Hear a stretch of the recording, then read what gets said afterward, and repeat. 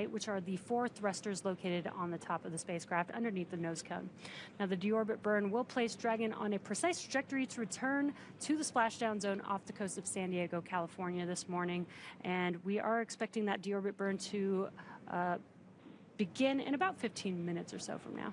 And once that burn does start, it is expected to last about 17.5 minutes, so it's a pretty long burn to align for its splashdown later today and get prepared for re-entry. And then after we have that deorbit burn, there will be quite a few events in rapid succession after that. So we'll have the claw separation, the trunk separation before we have entry.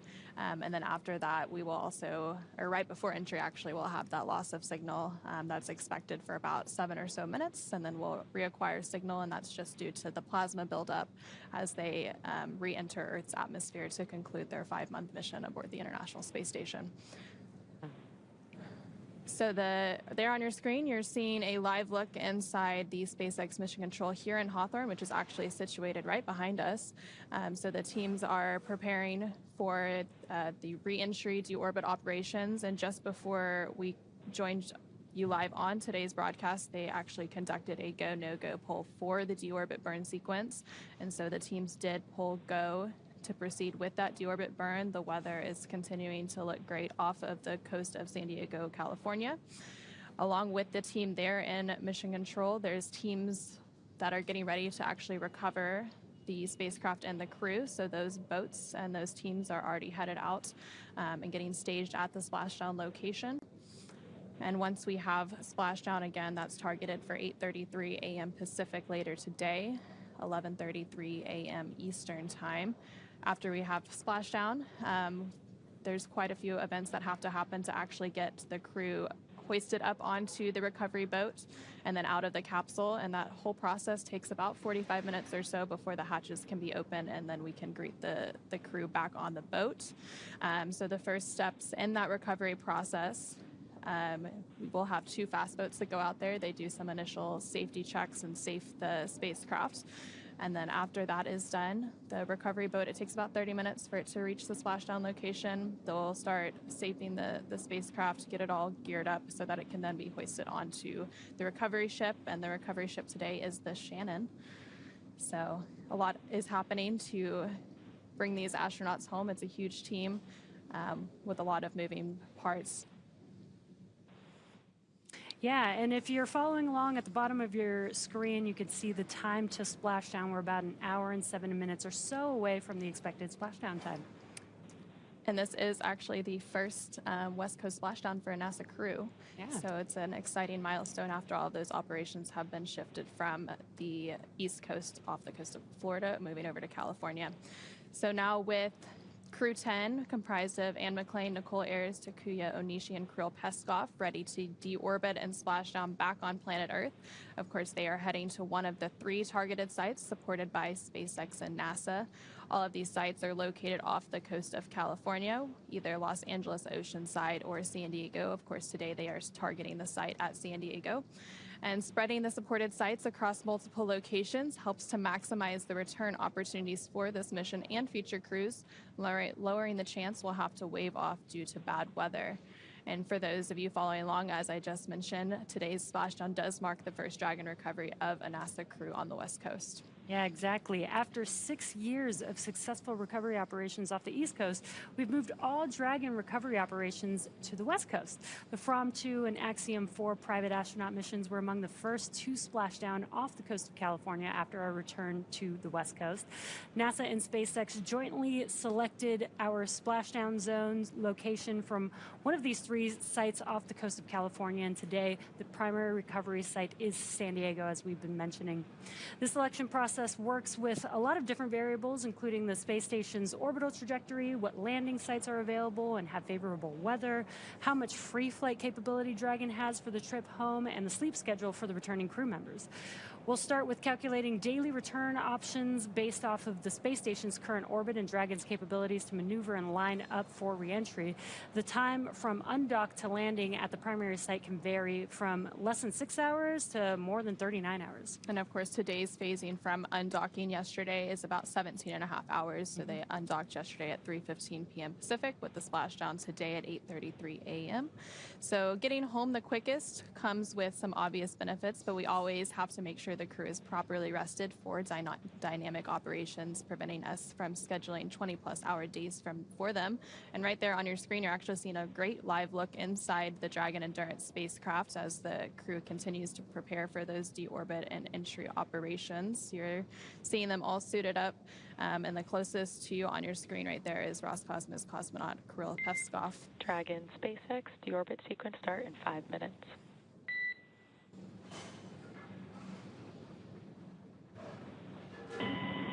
SpaceX, phase 5 minutes.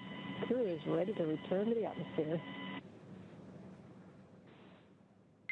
SpaceX copies. We are excited to welcome you home. And there we just heard some communications between the core or the crew operations resource engineer who is staged here in SpaceX's mission control in Hawthorne, between the Crew-10 astronauts currently aboard the Dragon spacecraft, confirming that they are going to begin the deorbit sequence in about 5 minutes from now. So things are really starting to get geared up. And there in that view on your screen, you're seeing an over-the-shoulder look between the pilot and the commander. So again, the pilot is Nichole Ayers and the commander is Anne McClain, both NASA astronauts for today's mission. And back to the phasing that we were talking a little bit about. So trajectory and ballistics experts provide the daily opportunities that would line up Dragon with the landing zones and split them into what we call ascending and descending opportunities. Dragon uses its Draco thrusters after leaving station to execute a series of altitude lowering maneuvers and to line up with the selected primary site. It can also change to different alternate sites while in free flight if sudden weather moves in, and that we'll need to avoid. Yeah, exactly. And weather is something that we're constantly looking at, making the final call to proceed about 2.5 hours before the crew undocks from the space station. So for Crew-10's return, we looked at a number of weather items. Some of the obvious ones are no rain or chance of lightning in the recovery zone. And that's both for the safety of the crew inside of Dragon as well as the recovery teams that are on the water. And we're also looking at things like wind speeds. We need those to be less than 15 feet per second or about 10 miles per hour, and relatively calm seas so we can safely execute those recovery operations, which includes landing a helicopter on the recovery ship to fly the Crew-10 astronauts to California. And once Dragon began flying free yesterday after undocking, there were a number of additional checkpoints to either proceed toward the primary site of San Diego or head to the alternate sites or select a new zone based on real-time weather data. These checks happened all the way up until we were in the final hours before the deorbit burn, which is the last burn in the trip home and commits Dragon to re-entering the Earth's atmosphere. And again, we just had that final go, no-go poll about 20 minutes ago, and that was to commit Dragon to the deorbit burn to set it up for a splashdown off the coast of San Diego, California. Yeah, and we say this all the time, weather is the one thing that we can't control, and with these crew operations, there's a lot of variables that we have from the time that the Dragon spacecraft leaves the space station all the way through re-entering the Earth's atmosphere, the splashdown zone. So there's a lot of things we have to look out for, but the great part is we've got a lot of experience with this now, this being Crew-10's return home. And we've got the new splashdown zones, which is really cool. We have different options that we can look at to make sure that the weather is always good where we're coming back and bringing the crew back home. And those weather briefings for Crew-10's undock and splashdown actually began several days ago, basically a couple of days after Crew-11 launched and docked to the International Space Station, which took place on August 2nd. And we initially waved off of a couple of undock opportunities, and then we finally got good weather, which set us up for the undocking yesterday and splashdown today. So the teams are continuously evaluating weather, and weather is just one of those things you can't really control. So, and right now we are just under 1 hour away from splashdown, so things are starting to ramp up as we continue to bring Crew-10 home. And you were mentioning that it's the 10th operational flight for Dragon to the International Space Station. Another milestone this year for NASA is it'll be at the 25th year of continuous human presence aboard the International Space Station. And in that time, a lot of science and research has been conducted, over 4,000 different research investigations across the life of the International Space Station, and things are continuing to happen during Crew-10's mission. They completed over 200 science investigations, contributing more than 600 hours of crew time to supporting that science and research aboard the International Space Station. And speaking of the history of the space station and the crew doing experiments on the orbiting laboratory, we've also got some flight history for Dragon. Development of Dragon for Crew started with the Dragon cargo spacecraft. Dragon was designed from the beginning for flying humans to space, so even from the start, the first Dragon had a window on it, even though we didn't have people on it. Before we could fly humans, our teams implemented a number of design upgrades to make sure that both Dragon and Falcon 9 were suitable for flying people, and then put both vehicles through thousands of tests to prove their safety. Now, Dragon is capable of carrying up to 7 passengers. We've been flying 4 with every single NASA crew mission. It's also capable of returning significant amount of cargo back down to Earth, which is the first private spacecraft to take humans to the space station. Dragon is fully autonomous, which means that it flies itself, but it does have features to fully manual override the vehicle in case of emergency. Dragon is also almost 27 feet tall from the bottom of the trunk all the way to the top of the nose cone. Dragon is comprised of 2 main elements: the spacecraft, which is designed to hold the crew and pressurized cargo, and then the unpressurized section, which is known as that trunk. And we did just hear confirmation that the deorbit slew maneuver was just completed. And again, that maneuver sets up Dragon in the right trajectory and attitude to complete the deorbit burn. So we'll expect that deorbit burn to then start about 5 minutes from now that it is in the correct configuration. And again, once that deorbit burn does start, it'll last about 17.5 minutes, so a relatively long burn for deorbit today.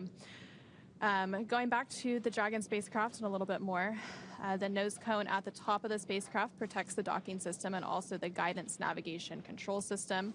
The nose cone opens for docking and remains attached to the Dragon spacecraft, unlike the previous version of Dragon, which helps SpaceX towards their reusability efforts.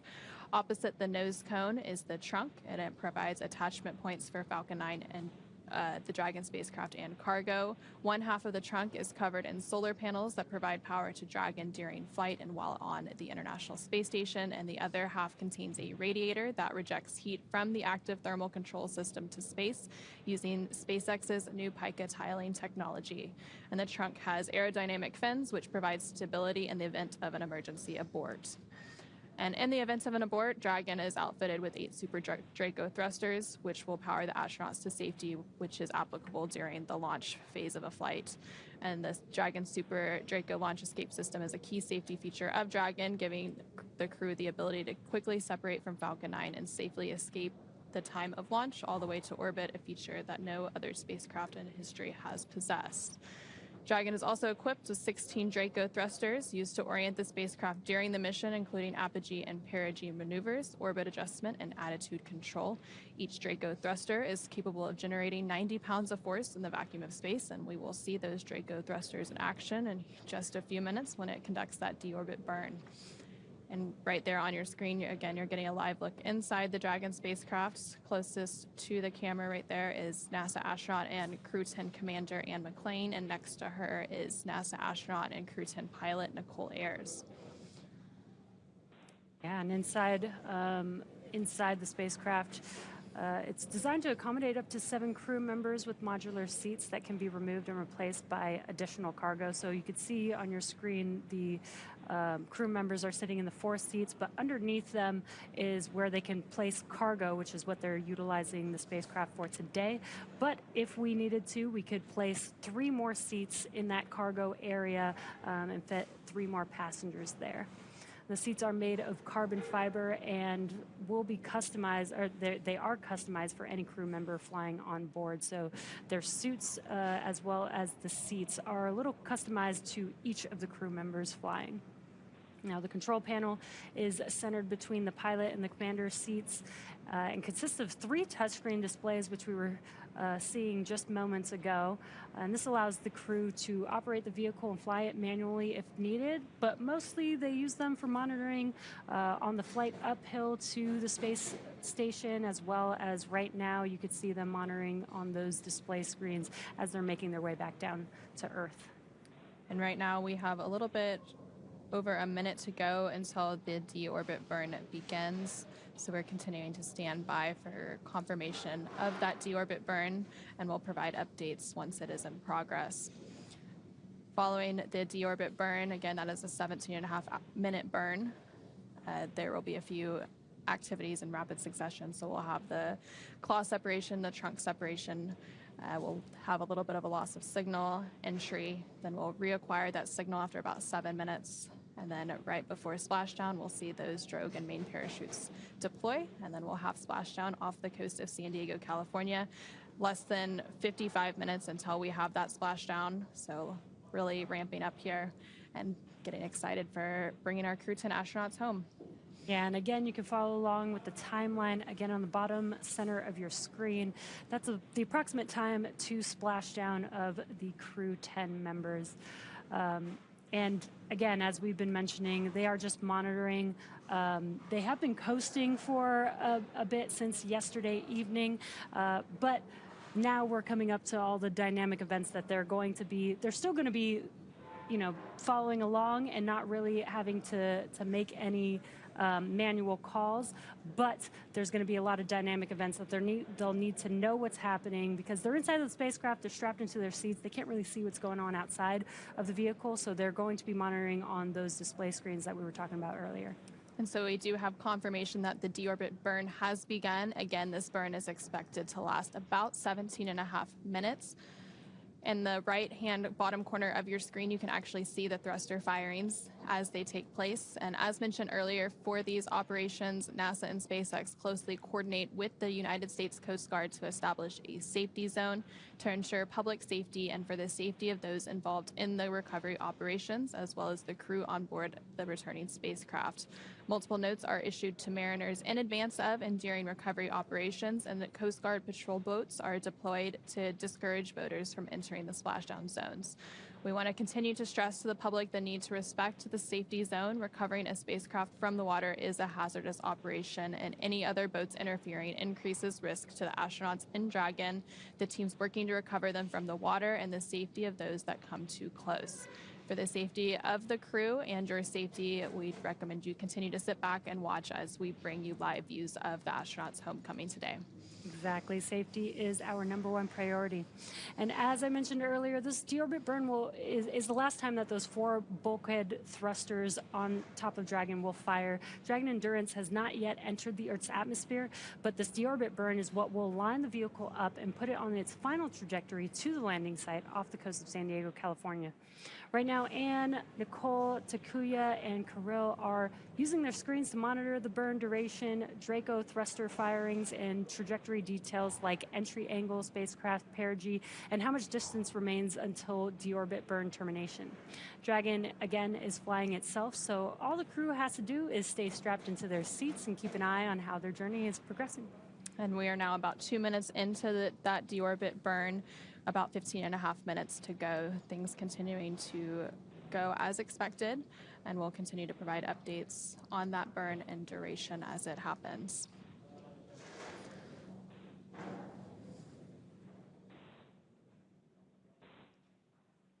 Yeah, and as we mentioned earlier, SpaceX has been recovering Crew Dragon off the coast of the West Coast, off the coast of California. And today is NASA's first crew coming home back to the West Coast. Now, previously, NASA did do recovery operations off the West Coast, but with our NASA crew with SpaceX, we have been recovering the crew off of the East Coast previously until today. Crew-10 will be the first off of California.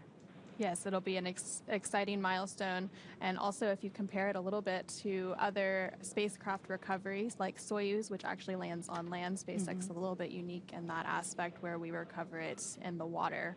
So the recovery operations and things that have to happen are a little bit different.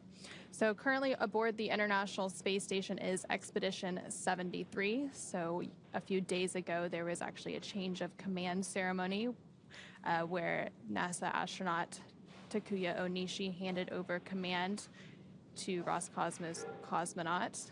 And after departing the International Space Station yesterday, they went from 11 people on board to 7 people. So during that Crew-11, Crew-10 handover period after Crew-11 arrived on August 2nd, there was a few days of handover to get Crew-11 up to speed on space station operations and everything they needed to know before Crew-10 departed yesterday.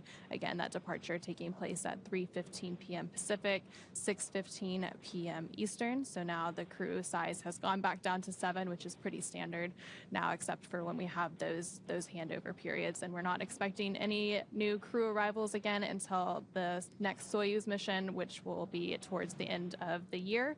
And that will also be when Expedition 74 kicks off. And also on board the International Space Station as part of Expedition 73 are NASA astronauts Johnny Kim, along with the newly arrived Zena Cardman and Mike Fink. There's also JAXA, or Japan Aerospace Exploration Agency astronaut Kimiya Yui, who was also part of Crew-11, along with Roscosmos cosmonauts Sergei Ryzhikov, Alexei Zubritsky, and the newly arrived Oleg Platonov, who was also aboard Crew-11 last week. It's quite a few crew members on the space station. I do think that it's pretty cool that we've had presence on the laboratory for the last 25 years, and we're continuing that. Even with just 7 people, there's so much science and research that they can do while they're out in space. You know, if you think about it, there's been someone orbiting above your head for the last 25 years, which is truly incredible if you think about it. The deorbit burn is, of course, continuing to take place. It's a little over 5 minutes complete, so we have about 12 minutes to go before that deorbit burn is complete. Again, we're expecting it to last a total of 17 and a half minutes. Following deorbit and splashdown, Crew-10 will have spent 148 days in space, orbiting the Earth more than 2,300 times, traveling more than 62.7 million statute miles. The crew saw the arrival of 5 visiting vehicles since their arrival in March when they docked to the space station, and this included the Soyuz MS-27 spacecraft that carried NASA astronaut Johnny Kim to the station, SpaceX's 32nd commercial resupply mission, the 4th private astronaut flight, Axiom Mission 4, the Russian Progress 92 cargo spacecraft, and of course, the most recently, the arrival of the Dragon spacecraft carrying Crew-11.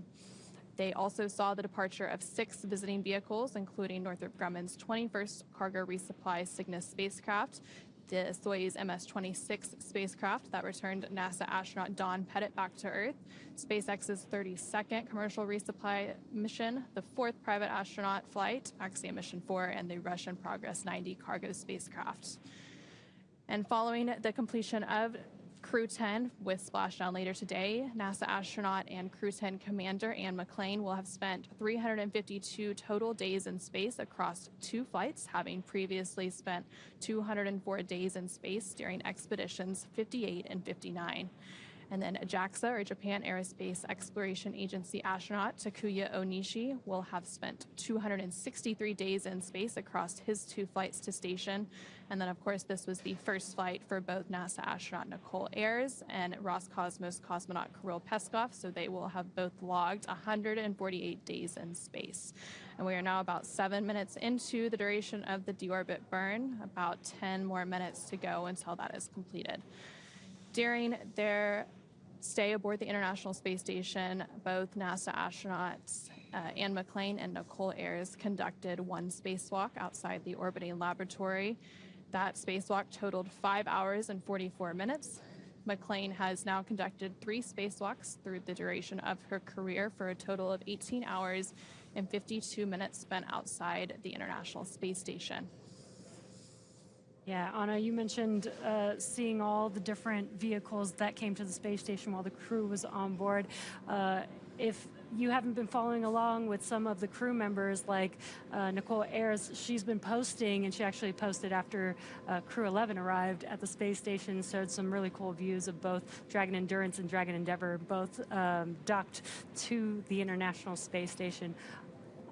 Also, some cool spacewalk photos there you can see on your screen, and that is Nichole Ayers performing that spacewalk, which is really awesome. And so she performed that spacewalk alongside her crewmates, NASA astronaut Anne McClain. And during that spacewalk, they did some preparation for a future IROSA, or International Rollout, or International Space Station Rollout Solar Array, and those are being added to the International Space Station's existing solar arrays to increase the power generation and output for the space station. Yeah, something that sometimes people don't know is that the astronauts are not only scientists, but they are also mechanics. They fix things. They have to go. Spacewalk sounds like maybe that's something fun to go out and do, but they're really going out there to fix something or install something new, which I think is really cool that they have all these very diverse skills that they're able to utilize. They're really the jack of all trades. They really do have to be the jack of all trades. And of course, if you look at their backgrounds, they have engineering backgrounds, they have science backgrounds, but they have to be able to support all of those science and research investigations. And there, currently on your screen, you actually see a photo of the Expedition 73 crew. It looks like they're all gathered together, sharing a meal inside the International Space Station. And so 11 International Space Station crew members in that photo gather inside the Unity module for a portrait. In the front row from left are Kimiya Yui of JAXA, or the Japan Aerospace Exploration Agency, Zena Cardman of NASA, Oleg Platonov of Roscosmos, and Mike Fink of NASA. And then in the second row are Nichole Ayers of NASA, Sergei Ryzhikov of Roscosmos, Anne McClain of NASA. And then in the back are Takuya Onishi of JAXA, Kirill Peskov of Roscosmos, and Johnny Kim of NASA, along with Alexei Zubritsky of Roscosmos.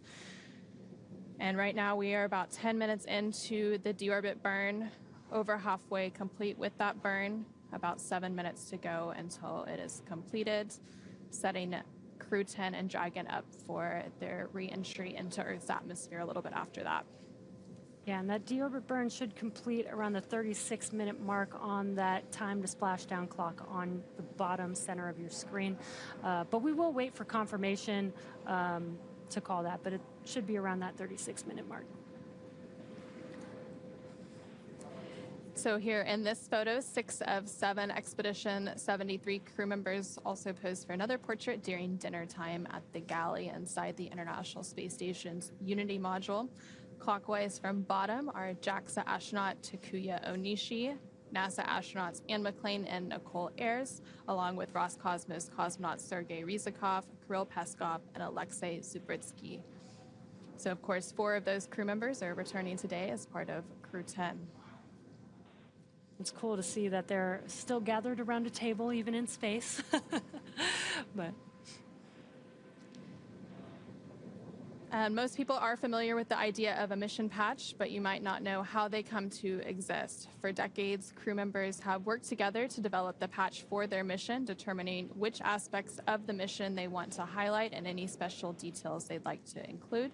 The crew themselves can design their patch, or they can share their design ideas with an artist who makes it come to life.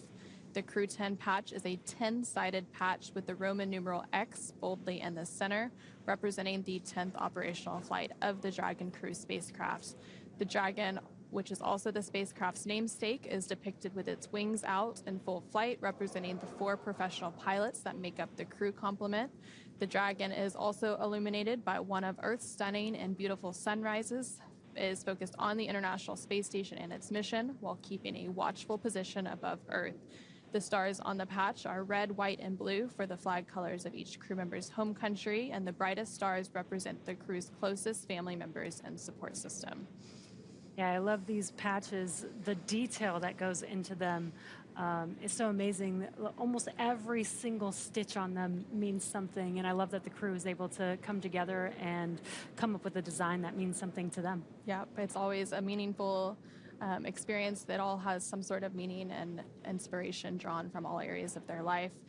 Again, that deorbit burn is still underway. We're just under 13 minutes into the burn's duration. That burn expected to last 17 and a half minutes total.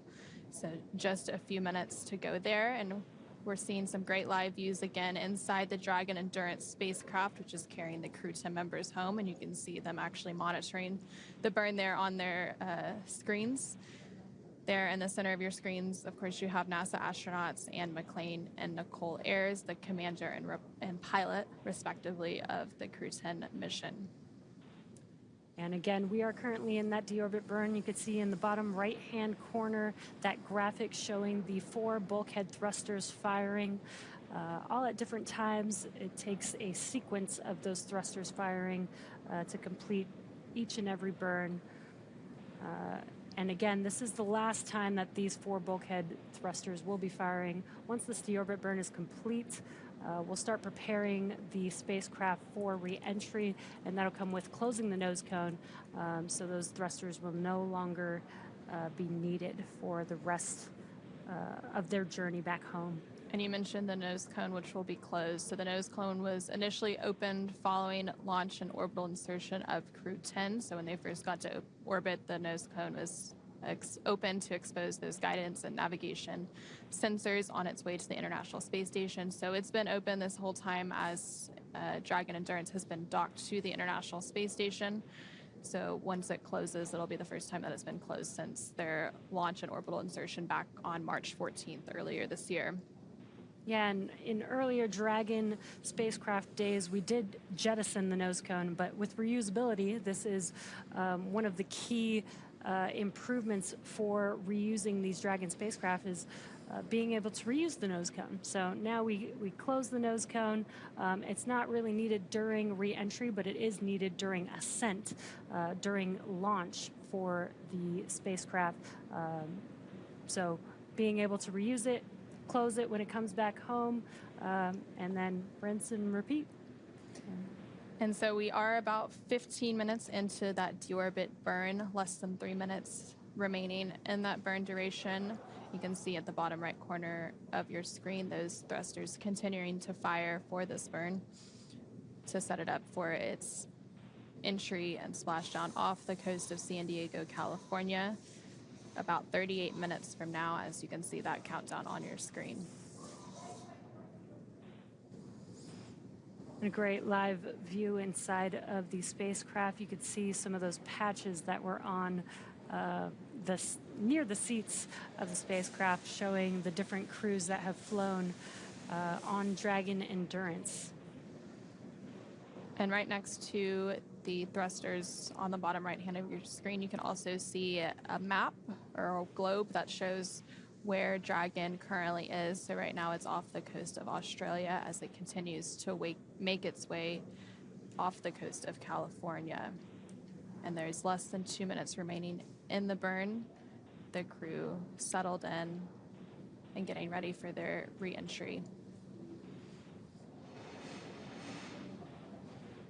We are coming up on completion of that deorbit burn, expected in less than a minute from now. We will wait for confirmation.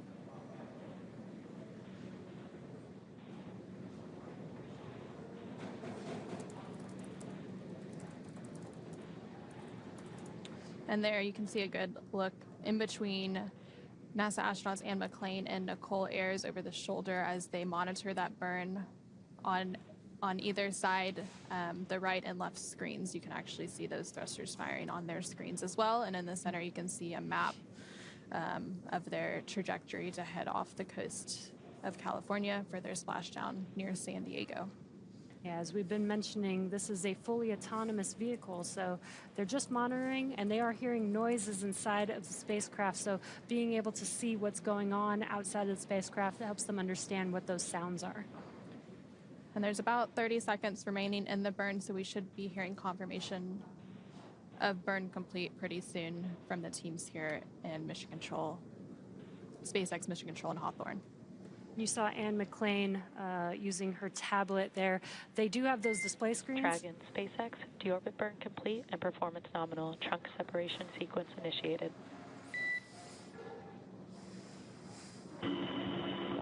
Dragon, copy nominal deorbit burn. And we had confirmation that the deorbit burn is now complete and the trunk separation sequence is now beginning. This means that the umbilicals are going to disconnect and Dragon is going to separate or jettison from the Dragon spacecraft. And we did just hear confirmation that the claw separation has been completed and that trunk separation should be taking place in about 30 seconds from now. So again, we're going to have several events happen in rapid succession now as we're just over 30 minutes away from splashdown.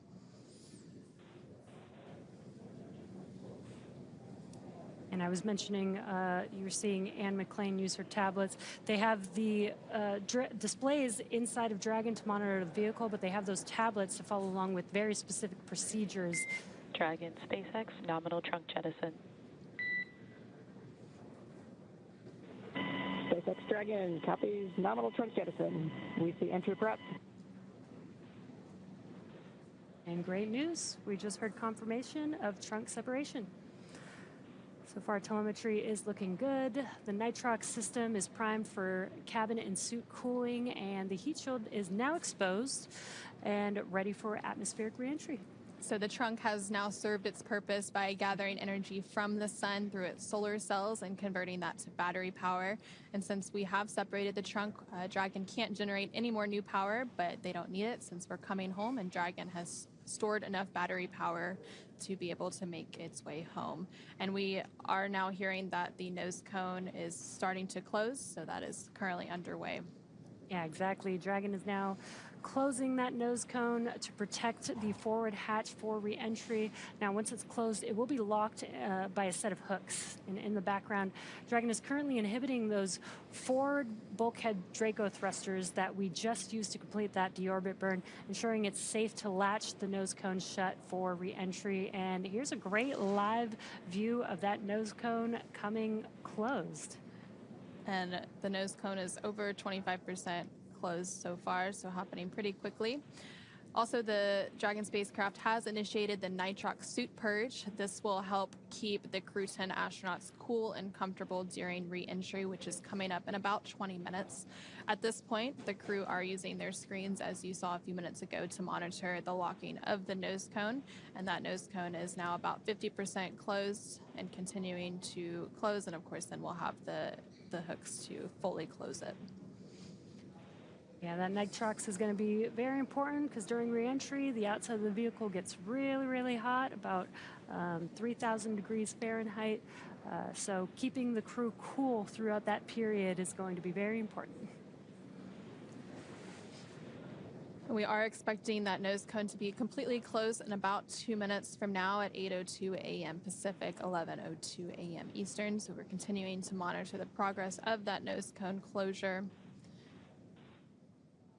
And again, you're seeing great live view of the nose cone closing. That camera on the nose cone actually showing it in progress.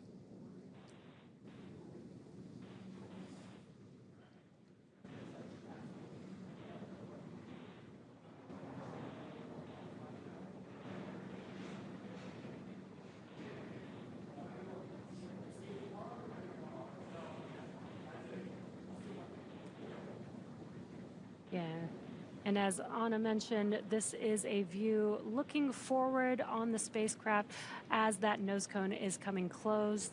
And we're getting closer and closer as the screen gets a little bit darker there to that nose cone closure.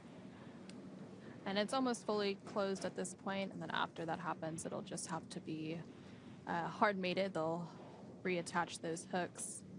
And it'll be all set up and ready for re-entry now that we've had the trunk jettison and the claw separation and the nose cone almost fully closed. Of course, that deorbit burn also completed about 10 minutes ago as well. And we did just hear confirmation that the nose cone has been fully closed, so that process is now complete. And as we begin the second half of entry, Dragon is now beginning to inject cooled nitrox into the air, being delivered to the suits worn by Anne, Nicole, Takuya, and Kirill. Again, this is what will allow the crew to remain comfortable while external temperatures reach that 3,500 degrees Fahrenheit.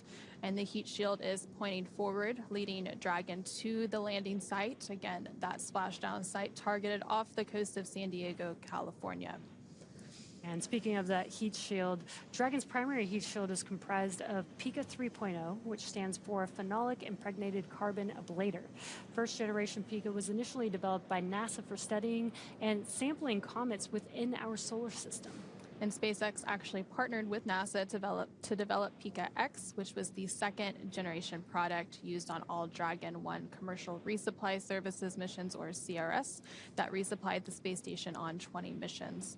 PICA 3.0 was developed specifically for use on Dragon 2 crew and cargo, with enhanced structural and thermal properties that optimized the heat shield and drove down cost and mass.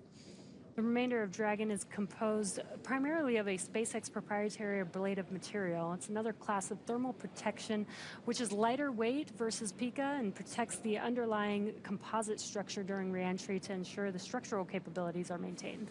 And while Dragon will experience temperatures well over 3,500 degrees Fahrenheit during peak reentry conditions, the characteristics of the TPS, or the thermal protection systems, coupled with the ECLIS, or environmental control and life support system, in the pressurized interior of Dragon will ensure that Crew-10 stay cool and comfortable during all phases of reentry through splashdown.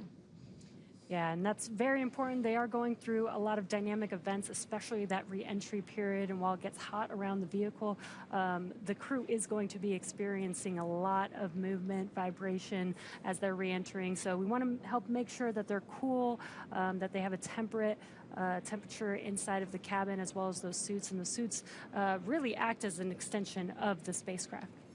And now that the nose cone has closed, those hooks are driving closed as well. So the first set of 6 hooks have fully closed, and that second set of hooks are now traveling, and then we will have it completely closed and stowed and ready for reentry. Again, we are less than 30 minutes away from the targeted splashdown, about 28 and a half minutes until that splashdown, targeted for 8:33 a.m. Pacific, 11:33 a.m. Eastern, off the coast of San Diego, California. And after Dragon Endurance has re-entered the Earth's atmosphere, a series of parachutes will deploy to slow the crew's descent. First will be the 2 drogue chutes, followed by the 4 main parachutes to guide Dragon to its first contact with Earth since launching back in March of this year. Dragon will automatically deploy these parachutes when different pressure and positioning sensors on the spacecraft detect that they are at the right speed and altitude. And the vehicle velocity at the time of the drogue deploy is approximately 350 miles per hour, and they deploy at about 18,000 feet. Vehicle velocity at the main parachute deploy is approximately 119 miles per hour, and they deploy when the spacecraft is about 6,500 feet. And then at the time of splashdown, the vehicle velocity will have slowed down to approximately 16 miles per hour. The highest G loads the crew will experience during reentry is approximately 3 to 5 Gs. Yeah, it's pretty incredible how well those parachutes work. Those drogue parachutes are really important. They're 2 very small chutes, but if we didn't have those to help slow down the vehicle initially, we'd actually have to make the main parachutes about 3 times as big as they currently are. Yeah, and so coming up, we will have a loss of signal. We're about 15 minutes away from that happening. It'll typically last around 7 minutes before we reacquire signal with the Dragon spacecraft. Again, this is completely expected. It happens during every reentry, and it's due to all of that plasma buildup on the spacecraft. And again, the team there on the left-hand side of your screen. Dragon, SpaceX, nose cone secured for entry.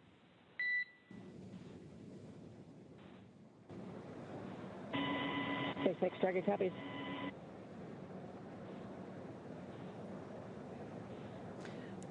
And we did just hear confirmation that the nose cone stow is fully complete, so all of those hooks have closed and it is prepared for that reentry phase. And again, on the left-hand side of your screen, you're seeing a live look inside the SpaceX Mission Control here in Hawthorne, California. And those teams are, of course, going to continue to monitor the progress of the reentry operations. And as soon as they come out of that loss of signal that we'll have in a few minutes, they will call back up to the crew and check in on how they're doing and get prepared for a splashdown. Yeah, the team here in Mission Control actually monitors the crew from launch all the way till they arrive at the space station.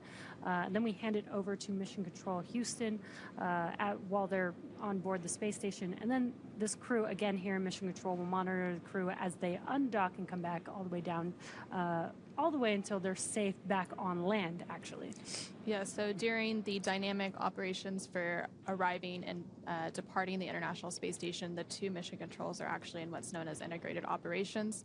So yesterday, during undocking and departure of the Dragon Endurance spacecraft and Crew-10, the SpaceX mission control team and the NASA mission control team in Houston were working in tandem during that operation until Dragon exited what is known as the approach ellipsoid, which is one of those two invisible boundaries surrounding the International Space Station that guide arriving and departing visiting vehicles to the space station. Yeah, and I did say back on land, but I meant back on planet Earth. Once they're out of the spacecraft, then we have the medical teams checking in with the crew, making sure that they're safe, healthy, and then they'll take a helicopter ride back to land to continue their research. They do still have to get checked out, and the mission doesn't completely end right when they land back on Earth. They do still have a little bit more research to complete. And so right when they exit Dragon, once they are on the recovery boat, again, the recovery boat is the Shannon. We're actually hearing reports that the recovery boat is staged and ready for splashdown and ready to receive the crew. But it'll begin with medical evaluations on the boat, and that will progress through exercises that improve mobility, balance, flexibility, aerobic conditioning, strength, endurance, and the body's ability to sense its position. Dragon, SpaceX for final entry briefing. Report when ready to copy.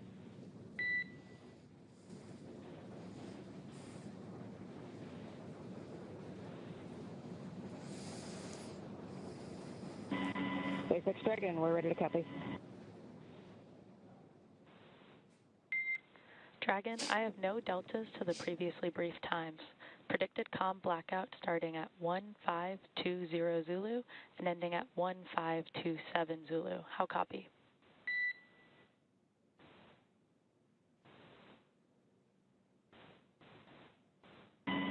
SpaceX Dragon, we copy. No deltas and 1520 to 1527 for comm blackout.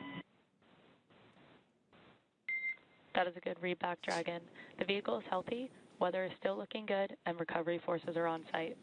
I have one final reminder that the Vehicle 1 Rio LED on your control panel is unavailable. The health of the flight computer and avionics can be monitored on your displays. SpaceX will make expected calls regarding automated chute deployment. Any questions for our team?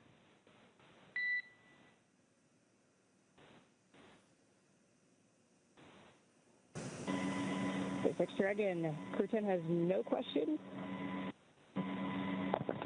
and we'll see you all shortly. Copy on the no questions. And with that, can you please verify that visors are down, tablets are secured, and restraints are tightened no later than 150 kilometers?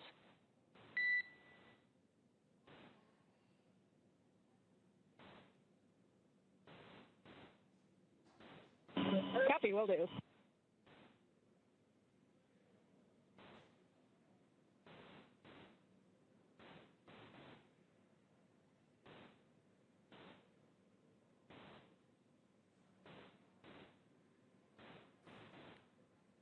And we did just hear that briefing between the core, the crew operations resource engineer, and the Crew-10 astronauts aboard Dragon to confirm their readiness for re-entry. We are expecting that communications blackout to take place about 9 minutes from now. Again, it'll last about 7 minutes during that re-entry phase as they start to return to Earth's atmosphere and the gravity associated with it. Again, while they were aboard the International Space Station, of course, they were in the microgravity conditions, so it does have some impacts on the human body. So the returning astronauts will undergo the same pre-flight tests to assess their health status, and these results inform a personalized reconditioning program to restore their physical performance safely and progressively to their pre-flight baseline. Post-flight reconditioning is unique for each astronaut and varies by individual. While most crew members reach their pre-flight fitness baseline within the first 45 days of returning to Earth, it is not uncommon for NASA to extend reconditioning programs to meet an astronaut's specific needs and pace of recovery. So, of course, we have a whole team that will be supporting the astronauts in their recovery. We have folks supporting them as part of NASA's Human Health and Performance Directorate, and there's a whole team specifically focused on strength conditioning and recovery as well.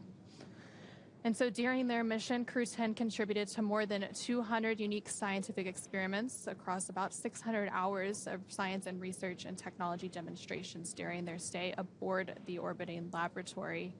One of those experiments was the rhodium plant life experiment, and this investigation studies how radiation and gravity environments at different orbital altitudes affect plant growth by comparing Crew-10 data with plants flown aboard the Polaris Dawn mission, which flew deeper into space.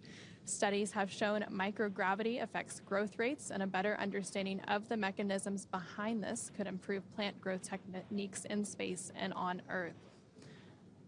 As mentioned earlier, NASA astronauts McClain and Nichole Ayers also conducted a spacewalk to upgrade the International Space Station's power generation systems. The duo installed hardware to support an IROSA, or International Space Station Rollout Solar Array, which are more compact and produce more power than the station's original arrays. The IROSAs were first demonstrated aboard the orbiting laboratory in June 2017.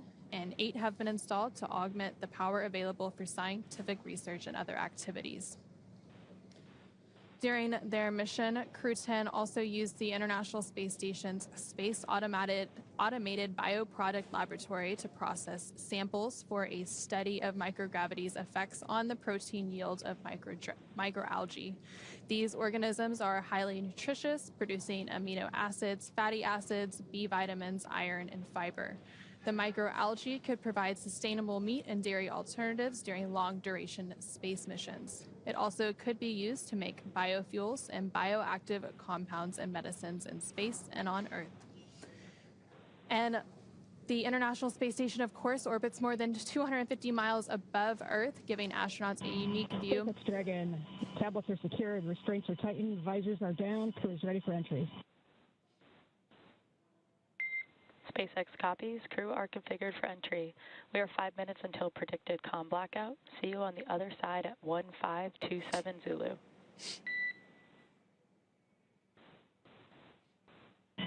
Dragon copies. See you there. And there we did just hear some additional communications between the core here in SpaceX Mission Control in Hawthorne and the Crew-10 astronauts aboard the Dragon Endurance spacecraft, confirming that their visors are down on their reentry suits and they're preparing for the reentry and splashdown activities to come. We are expecting that communications blackout in less than 5 minutes from now, as we target that splashdown in just about 18 minutes from now at 8:33 a.m. Pacific, 11:33 a.m. Eastern off the coast of San Diego, California. So again, a little bit about the science that the crew had been conducting during their 5 months aboard the orbiting laboratory. As the International Space Station orbits more than 250 miles above Earth, it gives astronauts a unique view of their home planet, where they can photograph familiar places and interesting phenomena. While passing over a stormy night, NASA astronaut Nichole Ayers captured images of simultaneous lightning bursts at the top of 2 thunderstorms. Scientists used instruments installed on the space station to study lightning and other weather conditions in Earth's upper atmosphere. This research helps protect communication systems and aircraft while improving atmospheric models and weather predictions. And you can see a view of that photo there just on your screen. It's quite beautiful. And we're about 4 minutes away from that communications blackout. Another one of the experiments that the crew contributed to was the Apex 12 investigation, which examines how space radiation affects telomere activity in Thale crest plants. Telomeres, which are repetitive DNA sequences that protect the ends of chromosomes, become shorter each time a cell divides and indicate cell aging. The Apex 12 investigation could clarify the role of telomeres in aging and diseases and help scientists equip plants and other organisms for the stress of long-duration spaceflight. And to round it all out, one of the other experiments they conducted was using a fluorescent microscope known as ELVIS, which captures the motion of microscopic algae and bacteria in 3D, a new capability aboard the International Space Station. The technology could be helpful in various applications in space and on Earth, such as monitoring water quality and detecting potentially infectious organisms. And so we are now about 3 minutes away from that communications blackout, and during that we'll also have confirmation that entry begins. It typically happens about 2 minutes after the initial loss of signal with the spacecraft. They'll begin that entry process. Yeah, the communications blackout is expected at 8:20 and through 8:27. So some other cool photography while on station. Dragon docked to the International Space Station, soars 259 miles above Cambodia in this long-duration photograph revealing star trails, lightning storms, and the city lights of Southeast Asia streaking below. And I love these incredible views that they get, and they get to take these photos that we get to see, even though we don't get to be up there in space with them. Just an incredible view. And we are now about 2 minutes away from that communications blackout, a little less than 2 minutes. And then after that, the entry will begin. We did hear that the nitrox and suit purge is underway, and they are beginning all of those entry preps. So again, we will stand by as we continue to hear from the team and as we enter this communications blackout in just a few moments. Yeah, and the suits are there. They're an extension of the spacecraft. They help keep the crew cool, but they also have features just in case there's a depressurization inside of the cabin to help keep the crew safe and healthy during re-entry. It's unlikely to happen, but we have those suits just in case. And the suits are flame resistant. They have 3D printed helmets which are attached. Basically, the IVA intravehicular suits are used for just inside of the spacecraft, so not like the EVA suits that we were showing earlier. They're only used for inside of the spacecraft, and again, they help flow nitrox through the suit, help keep the crew cool, as well as providing them oxygen through these dynamic events as they're coming back down to Earth. And during Crew-11's launch, we actually noticed Mike Fink has a new IVA suit, so he's debuting a new one. You can't really see too much of the details unless you look real close, but it'll be rolling out real soon. Yeah, there was a lot of lessons learned from the Polaris Dawn mission with the SpaceX EVA suits that we've translated to the IVA suits. So Mike Fink is the first one to wear the upgraded one, but then Crew-12 is actually expected to wear all of the new designed suits. So that's pretty exciting. It will be exciting, and we are just moments away from that communications blackout, about 10 seconds until that is underway. And so again, we are expecting that communications blackout to begin here, and it'll last approximately 7 minutes due to plasma formation around the spacecraft. And during this blackout, no vehicle telemetry is received by Mission Control, which you're seeing a live view of Mission Control on your screen, or by the recovery team, which is staged out off the coast of San Diego, California. And no external commanding of the vehicle or voice communication is possible. And as a reminder, Dragon is designed to fly itself, so during re-entry, the vehicle will be slowing down from orbital velocity, which is approximately 17,500 miles per hour. The top temperature Dragon will experience upon re-entry is 3,500 degrees Fahrenheit, which is really hot. The blackout period is expected to last about 7 minutes. Again, it has begun at 8:20 a.m. this morning. Again, expected to be complete at 8:27 a.m. And we're not going to hear any comms right now because we know that we have a loss of signal at this moment. But at the expected 8:27 a.m. time frame, we'll start to hear some comms from the core to the crew, checking in to see if they have acquired the acquisition of signal again. And during that 7-minute comms blackout is also when the entry phase begins. So that is expected to begin about a minute from now at 8:22 a.m. Pacific, 11:22 a.m. Eastern time. And so things will be really ramping up. Again, during re-entry, the vehicle will be slowing down from its orbital velocity, which is approximately 17,500 miles per hour. And the top temperature that Dragon will experience during that re-entry is about 3,500 degrees Fahrenheit. Yeah, and we do have windows on Dragon, so the crew, at least the two passengers next to the windows, are going to get to see that plasma buildup, which we've heard is a great view of all the different colors that the plasma creates as it's coming back through the Earth's atmosphere. And so on the bottom left-hand side of your screen, you can actually see some of the vehicle data. So then once we have the signal reacquired, that will update a little bit. But before that reentry, they were at an altitude of about 82.5 kilometers. So continuing to come back down again as the International Space Station itself. So when it was docked, it was at about 260 statute miles above Earth's atmosphere.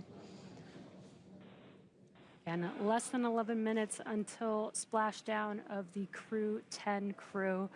And again, they're currently in a blackout period, so we're not going to have any visuals. We're not going to have any comms for a few more minutes. We're about 2 minutes into the blackout period, about 5 minutes left. And during or right after that splashdown, a lot of things will happen in rapid succession. So it takes about 45 minutes from splashdown until the boat is fully onto the recovery boat, the Shannon, which is staged out in San Diego, California. And then after it is hoisted up onto the boat, the hatch will be opened and we will welcome Crew-10 back aboard the boat, and they will begin those medical checkouts and evaluations before they are flown back to shore off the coast of California, and then from there they will be prepared to fly back to Houston and begin their full recovery and be greeted by friends and family. And so we're now a little over 3 minutes into the communications blackout, about 4 minutes to go. The vehicle should be experiencing that entry phase right about now. Once we have that communications back, we'll have those initial comm checks, and about 2 minutes after we reacquire that signal, we do expect the drogue parachutes to deploy, followed in rapid succession by the main parachutes deploying. Again, that will slow the vehicle down even further to about 16 miles per hour at the time of splashdown.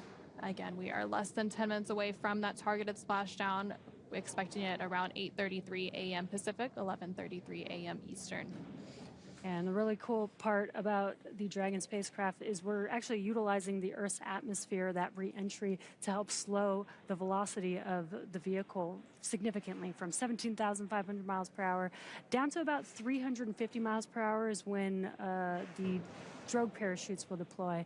And then after the main chutes are deployed, by the time that the vehicle splashes down onto the water, it's about 16 miles per hour. So really, really slow compared to how fast they've been moving for the last 5 months. And then once they splash down, it's pretty quick. Those initial two fast boats will get out there within moments, a minute or two after splashdown, and they will conduct those initial safety checks. So they will screen for hypergol and make sure everything is okay for the recovery teams to approach. Some of the teams will also then get onto the spacecraft and begin safing it and prepare it to lift up onto the boat, and other teams will be working on the parachutes and gathering those up. Again, we are about 2 minutes away from the expected acquisition of signal. That initial loss of signal took place about 5 minutes ago during that reentry phase as a result of all the plasma buildup. Again, it's completely expected, and it happens during every reentry of a spacecraft from its journey in space. Again, Crew-10 is returning after an about 5-month science and research mission aboard the International Space Station. They initially launched aboard a Falcon 9 rocket off the out at Kennedy Space Center in Florida on March 14th, and then docked shortly after that to the International Space Station.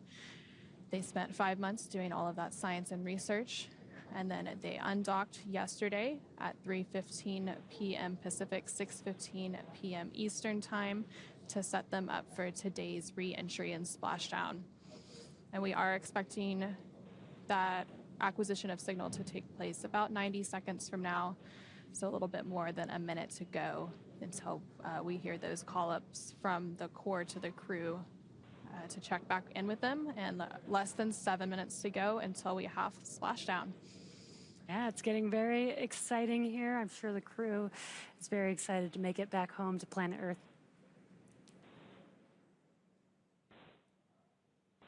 And there on your screen on the bottom left, you can actually see the telemetry catching back up. You see them getting very close to the coast of California. Dragon, SpaceX, comm check. SpaceX Dragon, we have you loud and clear. I have you the same, Dragon. Expect automated chute deployment. Dragon copies. And so we did just hear that call up from the core, the crew operations resource engineer here in SpaceX Mission Control to the Crew-10 astronauts currently aboard Dragon. Confirmation that we have reacquired signal with the Dragon spacecraft, and you can see that the speed is rapidly slowing down as it begins its final phase, and we will have confirmation of those parachutes deploy in just a few moments. Yeah, you can also see the altitude in the bottom left-hand corner. You can see it getting closer and closer back down to Earth. GPS converge. Expect nominal altitude for drogue chute deployment.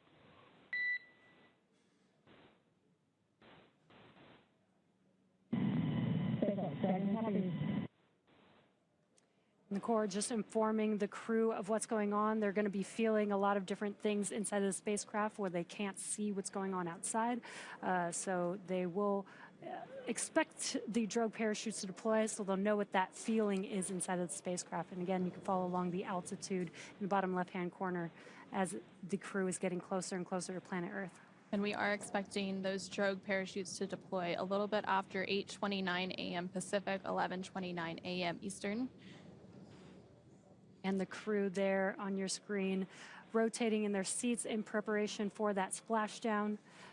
During that reentry, they are leaning more on their backs, but when they are coming in for splashdown, they can sit a little bit more upright in preparation for that touchdown. And on your screen from left to right is Roscosmos cosmonaut Kirill Peskov, NASA astronaut Nichole Ayers. Brace for drogue window.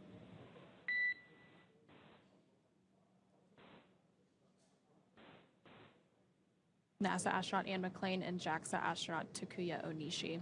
Again, they are getting prepared for that drogue deploy, which should be happening in just a few moments from now. Again, we expect that a little bit after 8:29 a.m. Pacific, 11:29 a.m. Eastern, and it will be followed shortly thereafter by the main parachutes deploying. And there you're seeing a live look as from the recovery team, a helicopter that has a camera tracking the spacecraft during its reentry.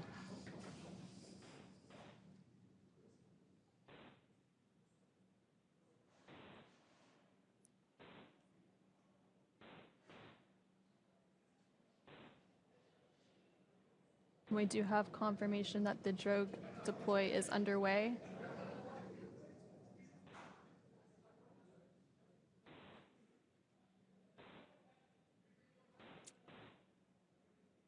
There are those two drogue Visual chutes. and two healthy drogues.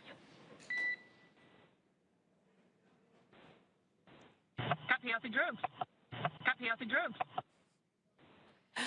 And a great live view from the spacecraft itself, seeing those two healthy drogues deployed. And the spacecraft has now slowed down to less than 200 kilometers per hour, and it is now just over 2 kilometers above the water as it prepares for splashdown, and we should have that main parachute deploy in just a few moments to continue slowing the spacecraft down to about 16 miles per hour at the time of splashdown.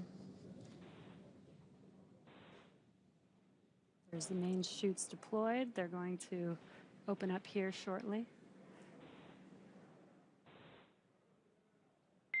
Main chute descent rate nominal. And we do have confirmation and a visual Dragon view. copies. Dragon copies. 1,000 meters. 1,000 meters.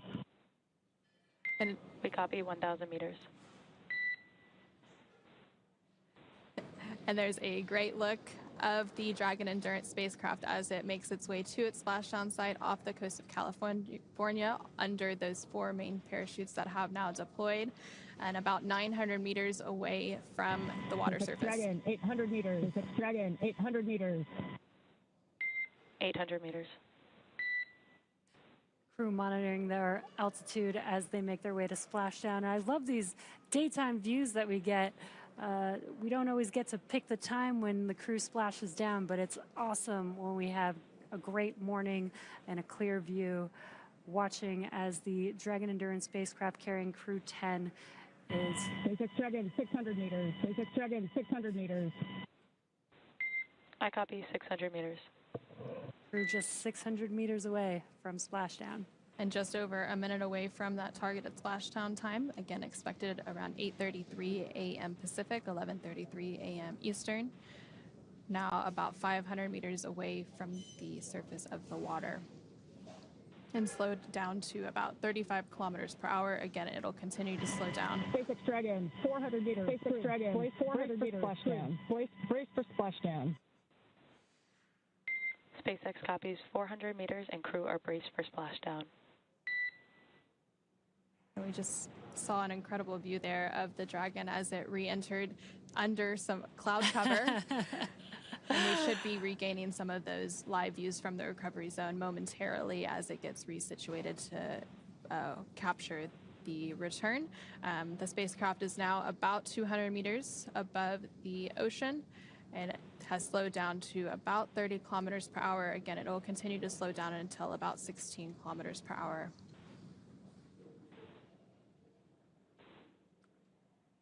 And there we can see another live look of the Dragon Endurance spacecraft carrying Crew-10 back home to Earth following their 5-month mission, moments away from splashdown.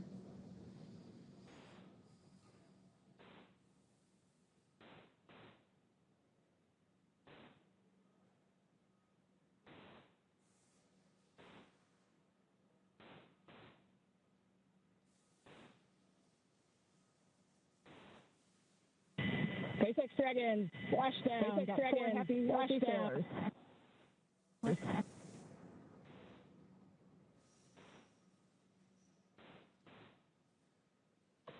SpaceX copies splashdown. And we did just hear that confirmation of splashdown. The view that you're seeing on your screen is a little bit delayed, which is why we don't have that visual confirmation yet, but we do have that verbal confirmation between the crew and the Corps that they have successfully splashed down, and Dragon Endurance has now returned home. And there is that live look of Dragon Endurance as it sits on top of the ocean off the coast of San Diego, California. Dragon, SpaceX, we see the onboard for Power 1 28-volt converter. No crew action required at this time. Stand by for more words. Dragon copies, no crew action on the caution. Dragon copies, no crew action on the caution. Dragon Endurance has now returned home, and NASA astronauts McClain, Nichole Ayers, JAXA astronaut Takuya Onishi, and SpaceX Dragon for step 1.2 of 4 Dragon for step 1.4 fired. 800, we see 4 fired.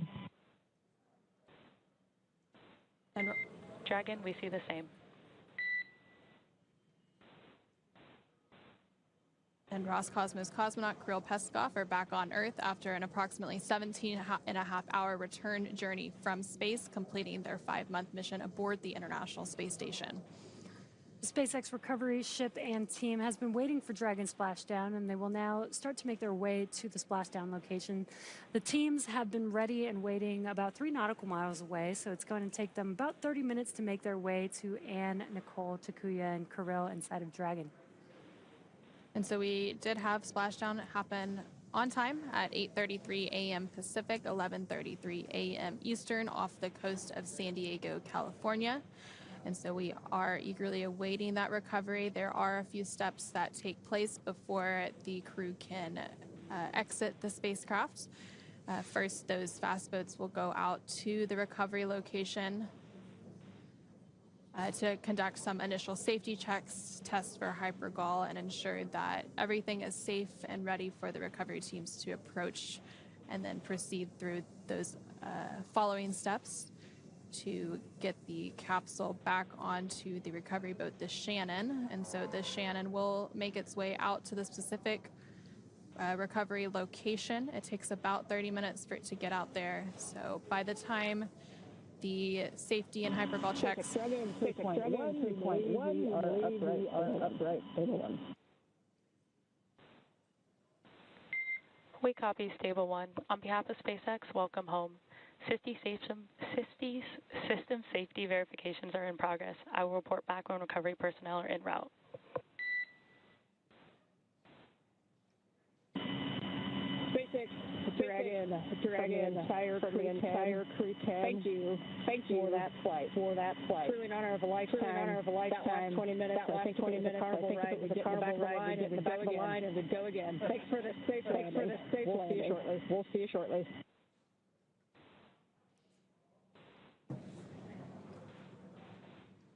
And so you did just hear some congratulatory words between the SpaceX teams here in Mission Control and Hawthorne, as well as NASA astronaut Anne McClain, who's the commander of Crew-10, so exchanging those celebratory words as they are now successfully and safely back on planet Earth following their mission aboard the International Space Station. And for those of you who are just joining us, this mission has gone smoothly so far, and Dragon successfully splashed down off the coast of San Diego, California at 8:33 a.m. Pacific, 11:33 a.m. Eastern, just about 5 minutes ago. Approximately 17.5 hours prior to splashdown, Dragon autonomously undocked from the International Space Station, completed a series of departure burns, jettisoned its trunk section, and performed its final burn, the deorbit burn, to place itself on a trajectory towards San Diego, California. Dragon successfully re-entered the Earth atmosphere, followed by deployment of its parachutes to slow the spacecraft down to a gentle splashdown. And we'll now follow the final part of Anne, Nicole, Takuya, and Kirill's journey as Dragon is lifted out of the water and placed onto the recovery boat. And upon detection of landing, Dragon does automatically release the main parachutes to prevent wind from pulling the spacecraft. And then Dragon automatically safes any pyrotechnics still present on the vehicle and may automatically perform additional minor system reconfigurations. The astronauts do remain seated and in their suits at this point, but the onboard air conditioning keeps things temperate inside the spacecraft, and the communication systems on board remain powered so the crew can continue to communicate. Now, SpaceX has 2 fast boats in the recovery fleet, which have moved quickly to the splashdown point, and you can see one of them there on your screen next to the Dragon Endurance spacecraft. They are being followed by one of the main recovery vessels, which will move into position upon upwind of the spacecraft. The 2 fast boats have very specific roles. The first approach is focused on immediate safety inspection of the spacecraft integrity and checking for any presence of hypergolic propellant vapors, ensuring that it's safe for the recovery vessel to approach Dragon. Now, once Dragon is cleared for full approach, the team begins rigging the spacecraft for water recovery by the recovery ship. The second fast boat is responsible for parachute recovery and also serves as a redundant boat to the first. And we'll see a team member on a jet ski soon helping to gather up the detached parachutes. And it does take about 10 minutes for the recovery crew to complete their safety checks. And then once complete, the team will begin preparing Dragon to be lifted onto the recovery vessel, the Shannon, today. As part of the preparation for this lift, one member of the recovery team will climb on top of the spacecraft so they can attach Dragon's hoist rings and connect the lifting lines. It will take less than an hour to raise Dragon to the recovery boat and remove the crew from the spacecraft. After those initial medical checkouts, the crew will return to land within 4 hours by helicopter, and if no additional medical assistance is needed, the crew will then board a waiting NASA plane and depart for Houston and make their way home.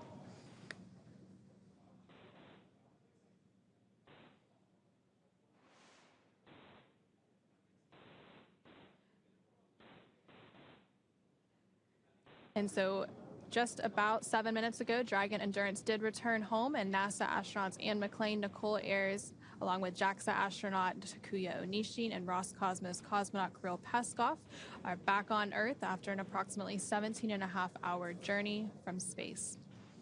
SpaceX recovery ship and team has been waiting for Dragon splashdown, and they're now currently making their way to the splashdown location.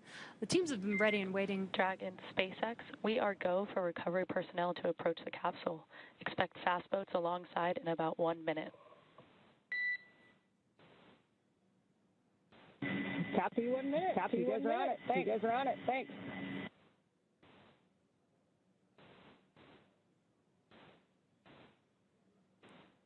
And so we did just hear confirmation that the recovery boats or the fast boats have been given the confirmation to proceed. So those recovery steps will soon commence. Again, it takes about 10 minutes for all those safety checks to be completed.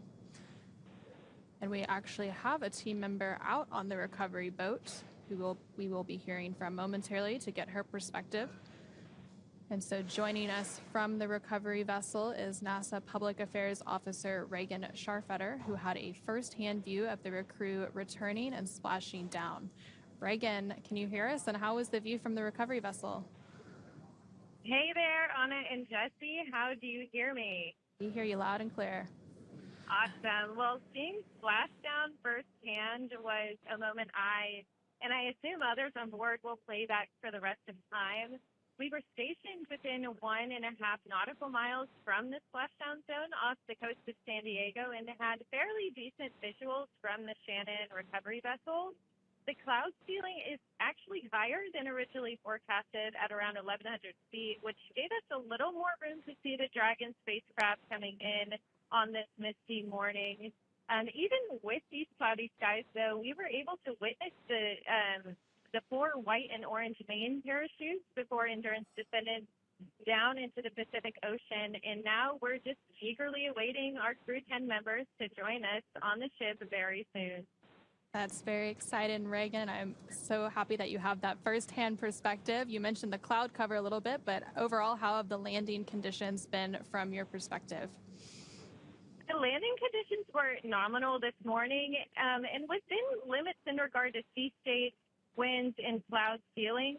There was also some excitement earlier on board when we spotted not only whales, but also a pot of dolphins and a shark out on our starboard side. Currently, it's about 66 degrees out with 5 mile per hour winds and what has been described as a pretty mild sea for the ship, but what could be more of a rougher ride for the capsule itself. Irregardless, after spending 146 days aboard the International Space Station, I think this crew is going to be more than thrilled with this fun reintroduction to the planet. We're going to have to keep our eyes peeled for some whales over here, I guess. But can you tell us a little bit about the recovery journey to get to this point? Yeah, absolutely. One standout part of this recovery is that Crew-10 actually marked the first crewed Dragon, NASA mission. SpaceX, hypergol sweeps, and unfired ordnance checks are nominal. Rigging is in progress. Approximately 5 minutes until capsule lift. We have flight surgeons standing by. Please confirm crew are ready for PMC. Copy, 5 minutes. Copy, 5 minutes to lift. Cruise.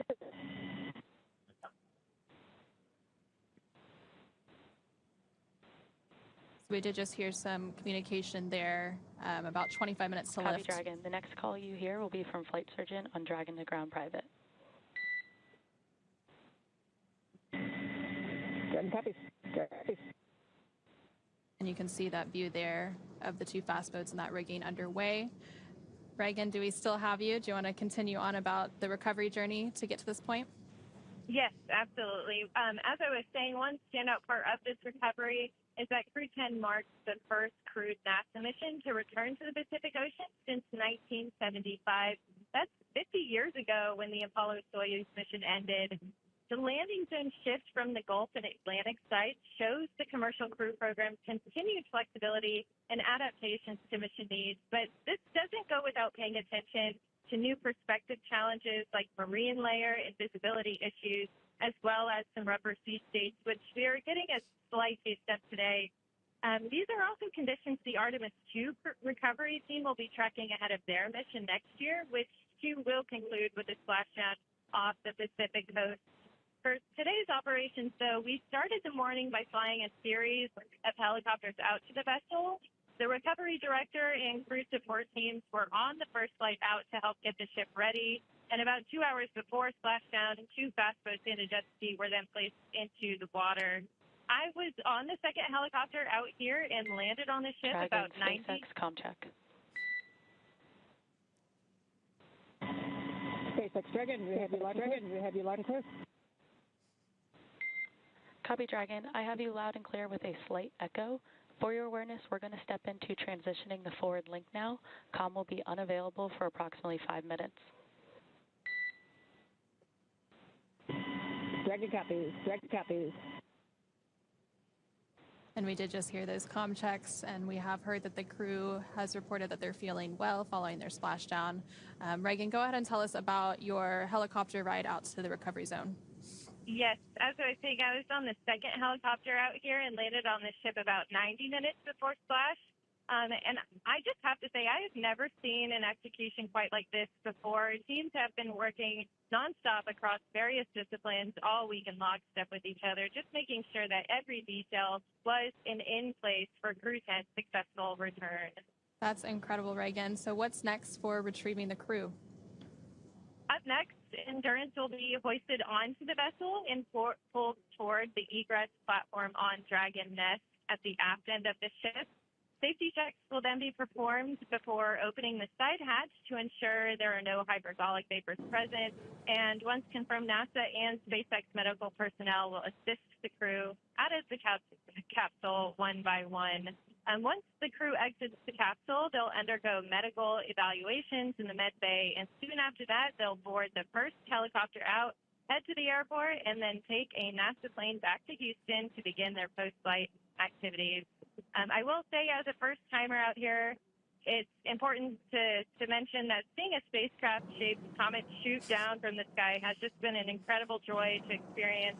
And I know I can speak for the rest of the ship when I say that it's even more exciting to be able to welcome home Anne, Nicole, Takuya, and Kirill. In the meantime, though, we'll keep you updated every step of the way out here. And with that, I will send it back to you guys out in Hawthorne.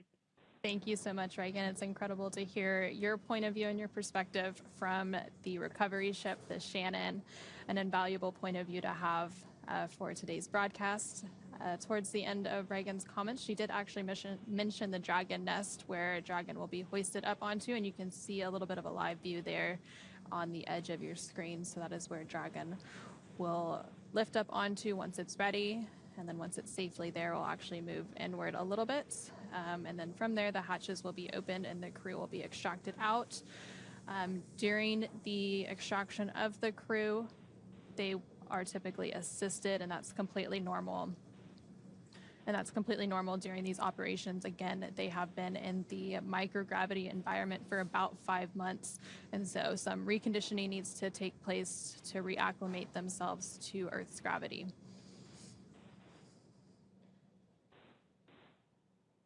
And this is a view from the recovery vessel, but we did see the recovery teams preparing.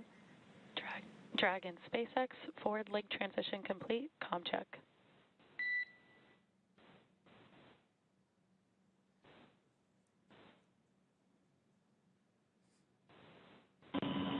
SpaceX Dragon, we have you clear with a slight echo.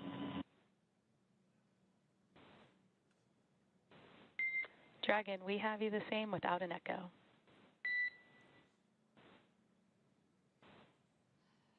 Sounds like they are trying to. Copy. Echo but readable. Trying to update the comms link, as we did hear an echo from the Crew-10 crew as they were talking to the core.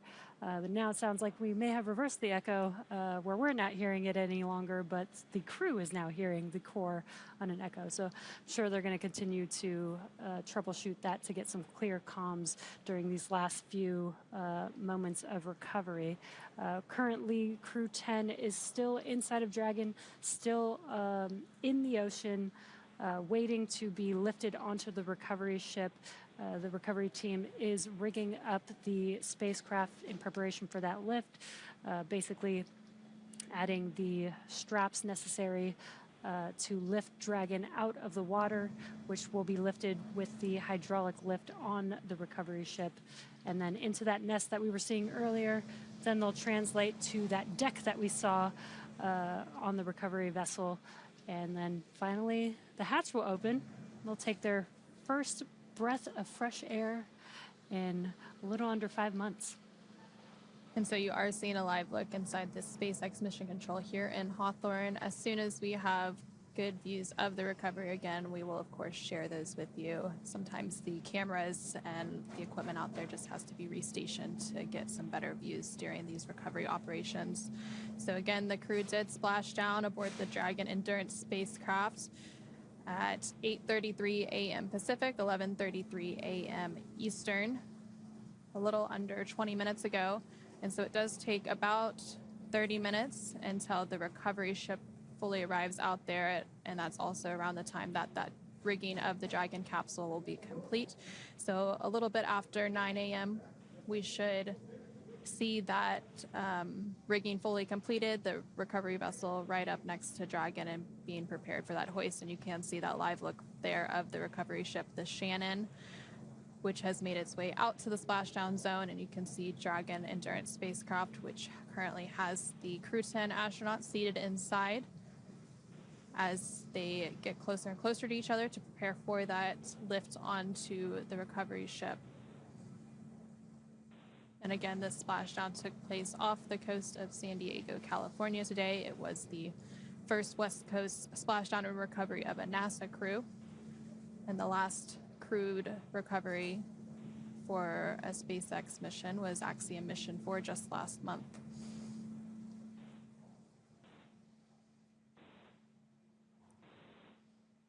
And again, we are in the Pacific Ocean at this moment, but the last NASA Crew-9 splashed down off the coast of Florida. They had some dolphins to greet them.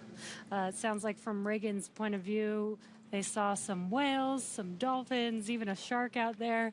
So we got a lot of sea members waiting for this crew to come back home. Giving them a warm greeting back to Earth with the animals that are only here. Dragon, SpaceX, rigging complete, approximately 5 minutes until capsule lift.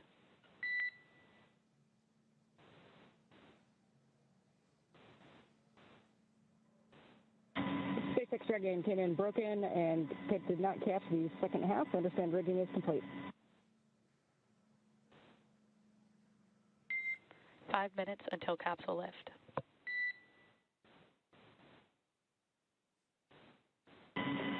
Copy, 5 minutes.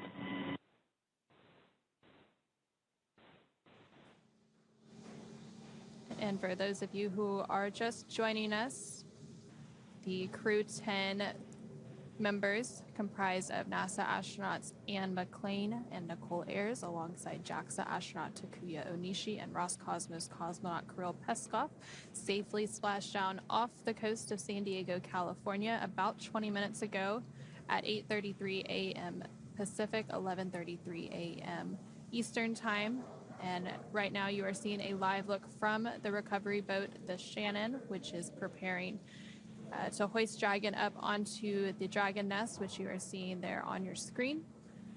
And then from there, they will continue preparation to open the hatch and welcome the Crew-10 crew back onto Earth as they take their first breath of fresh air after 5 months aboard the International Space Station as part of Expedition 73. We did hear a call that lift is under 5 minutes away, and you could see the recovery teams as they're rigging up the spacecraft, getting ready to hoist it up. And you could see a recovery team member standing on the outside of the Dragon spacecraft, helping to prepare the vehicle for that lift. And as part of the preparation for the lift, one of those recovery team members, likely the one we're seeing on the spacecraft right now, will climb to the top of the spacecraft so that they can attach Dragon's hoist rings and connect the lifting lines.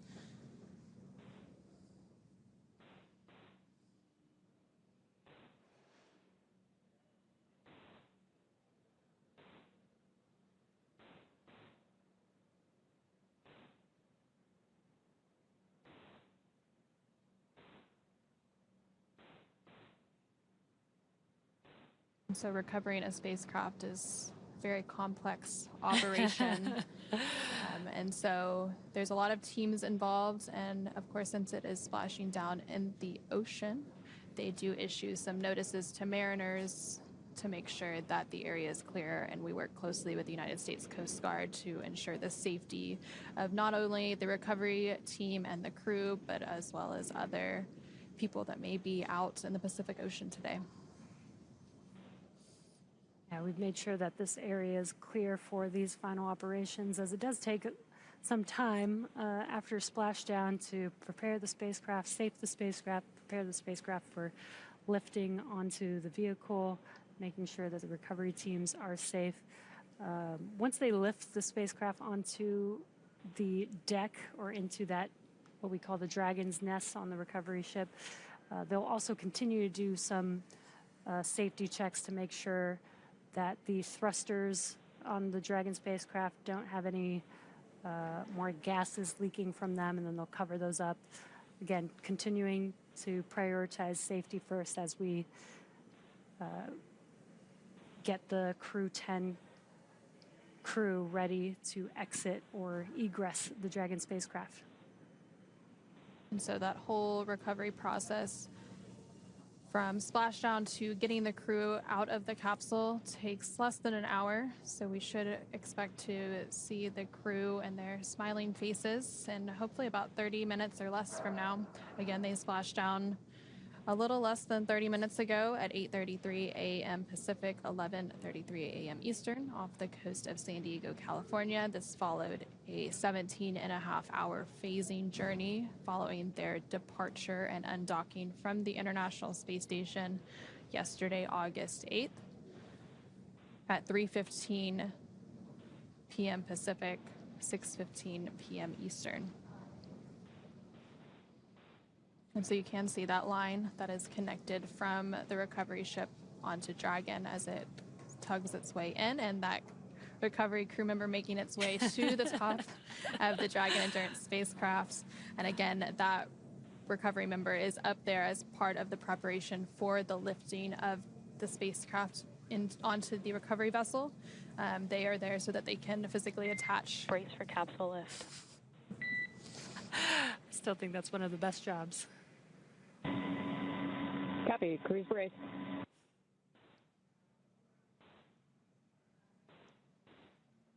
So they have physically attached those hoist rings and connected the lifting lines, and now they are preparing to lift the Dragon Endurance spacecraft onto the Shannon recovery boat momentarily. And you did just see that live look of the recovery member as he jumped off of the spacecraft and into the Pacific Ocean and is now back on one of the fast boats. And those fast boats were some of the initial recovery ships or recovery vehicles out at the splashdown location. And again, we heard those comms to the crew, notifying them to prepare for the lift. Again, they can't see very much outside of the spacecraft, so knowing what operations are happening helps them understand what those moves that they're feeling are, so they know what to expect.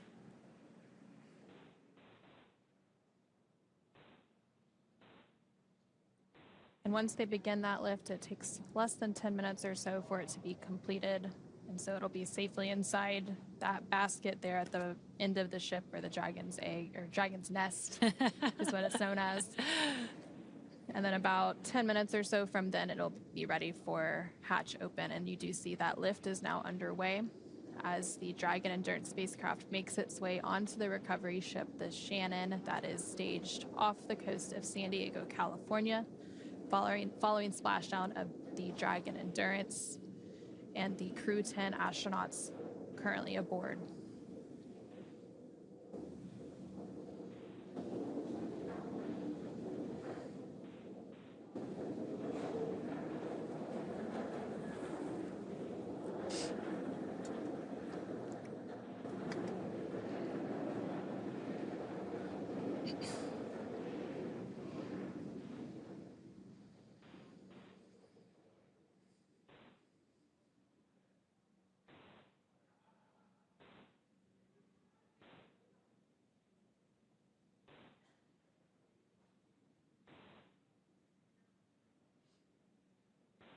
And as this is happening, the crew is still strapped in to their seats with the 5-point harnesses, and they'll remain strapped in through the translation of the spacecraft to the deck and until the medical officer actually greets them. Then they will begin to unbuckle themselves and start egressing the spacecraft. And so Dragon will remain in the nest during the crew extraction and then for the journey back to port. So that lift of the Dragon Endurance spacecraft just happened. Stand by for translation to egress platform.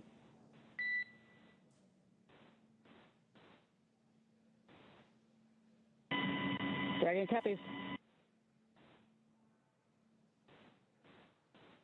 And so that lift of the Dragon Endurance spacecraft is now complete. You can see it there on your screen safely in the nest on the recovery ship. And so that translation to bring it forward and closer into the ship to then prepare to open the hatches will begin momentarily.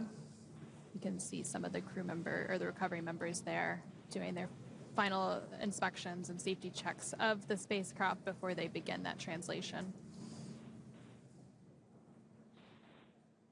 And then once that translation of the spacecraft is complete on the SpaceX recovery ship, the hatches will be opened.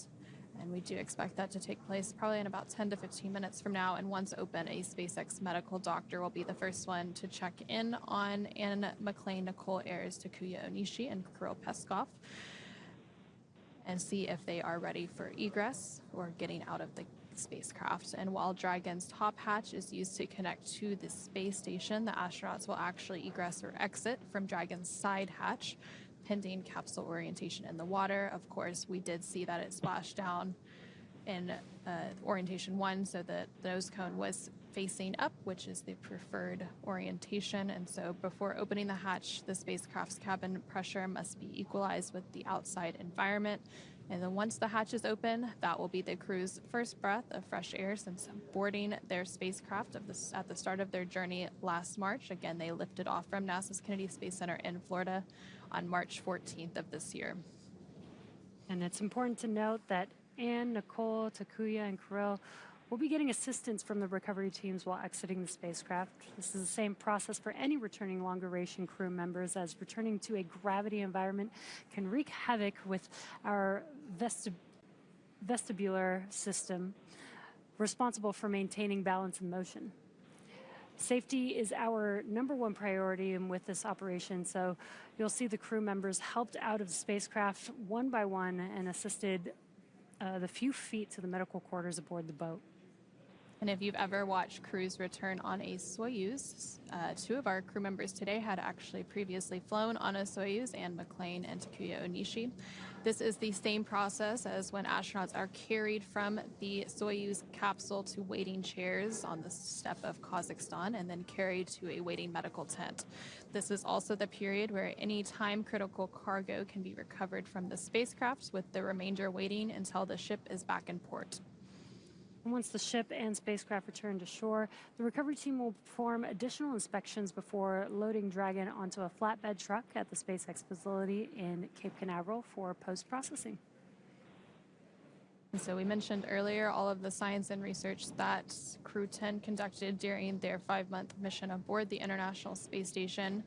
So in addition to some of the physical and biological science experiments that they conduct, they too themselves are human research subjects.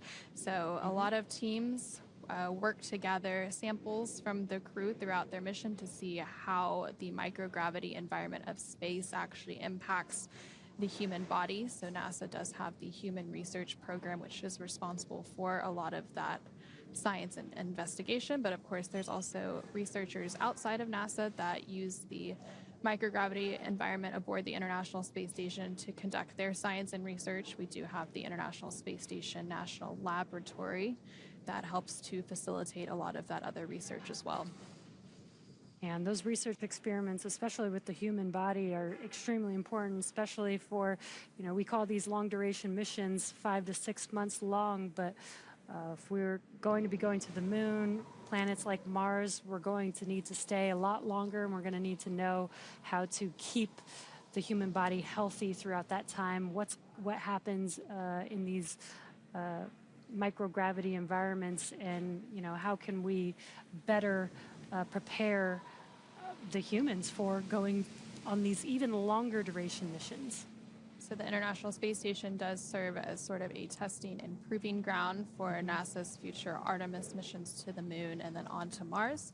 Of course, we can't necessarily do all science and research in the microgravity environment due to various factors. So teams on the ground also do what are known as analog research experiments. Also, a lot of that is based out of our human research program. So one of those, known as the Human Exploration Research Analog, or HERA, does some isolation and confinement research inside of an analog setup that's supposed to simulate a spacecraft. Another one of those analogs is known as CHAPEA, or the Crew Health and Exploration Research Analog, which actually simulates a stay on the surface of Mars for about a year.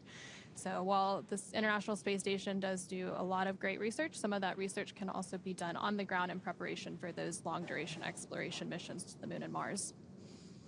And you can see on your screen, the Dragon spacecraft is now translating forward to that deck that we saw earlier. Again, that deck is the height just below the hatch, which will make it a lot easier for the crew to egress the spacecraft. And so right before that translation took place, a couple of the recovery team members did do some final safety checks of the spacecraft to ensure that it was safe and ready to go for additional people to approach the spacecraft and to begin those hatch open preparations and operations to get Crew-10 out of the spacecraft and back on Earth.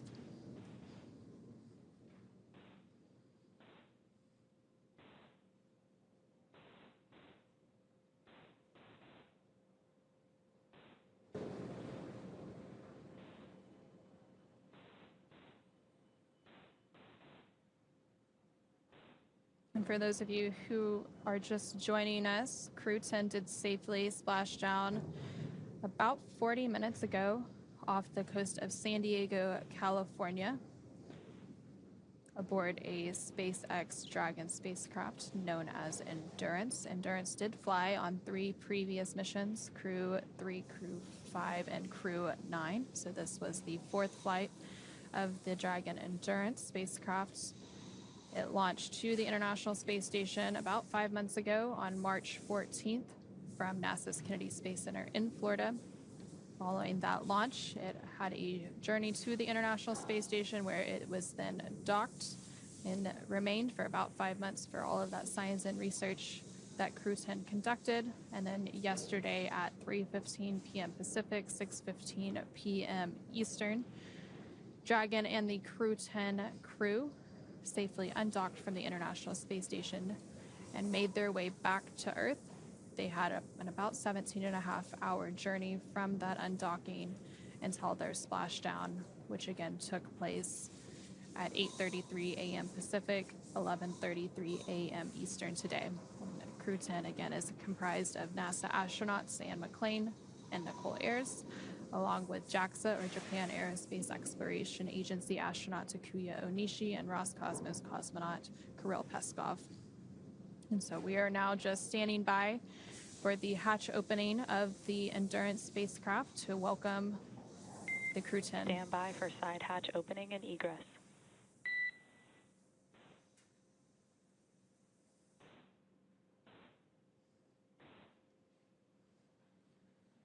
So that hatch on the Dragon Endurance spacecraft is now open, and teams are working to get Crew-10 out and back on Earth. Again, they will be initially checked out by a SpaceX medical director. You did just see him go in there a moment ago to make sure that they are feeling okay and are ready to egress or exit the spacecraft. We are also seeing the recovery crew install that hatch seal protection. This helps protect both the seal of the hatch on the spacecraft as well as the crew as they're exiting the vehicle. And so that hatch was officially opened at 9:10 a.m. Pacific, 12:10 p.m. Eastern Time, following a splashdown at 8:33 a.m. Pacific, 11:33 a.m. Eastern off the coast of San Diego, California. Again, they are doing some initial medical evaluations, and then they will be prepared to egress or exit the spacecraft and take their first breath of fresh air. Again, they will be assisted out of the spacecraft. That is completely normal. And then from there, they will go just a few steps and to do some additional medical checkouts.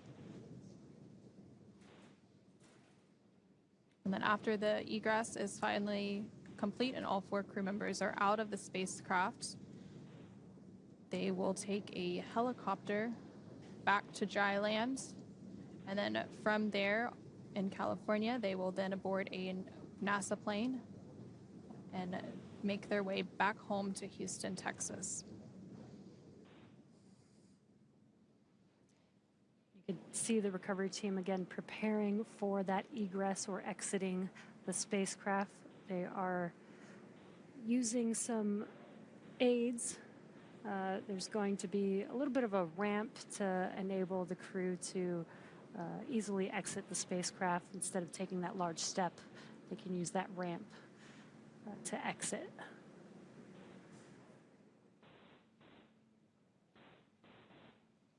And recovering the crew is a bit of a joint operation. So we do have team members from NASA's Flight Operations Directorate out there, as well as NASA's Commercial Crew Program, and some flight surgeons from the NASA and international partners that will be prepared to retrieve and receive the crew following their egress or exit from the spacecraft. So it'll be nice to see some familiar faces, friendly faces, as they've worked with all of these teams in preparation for their space flight, and they will be greeting them upon their return.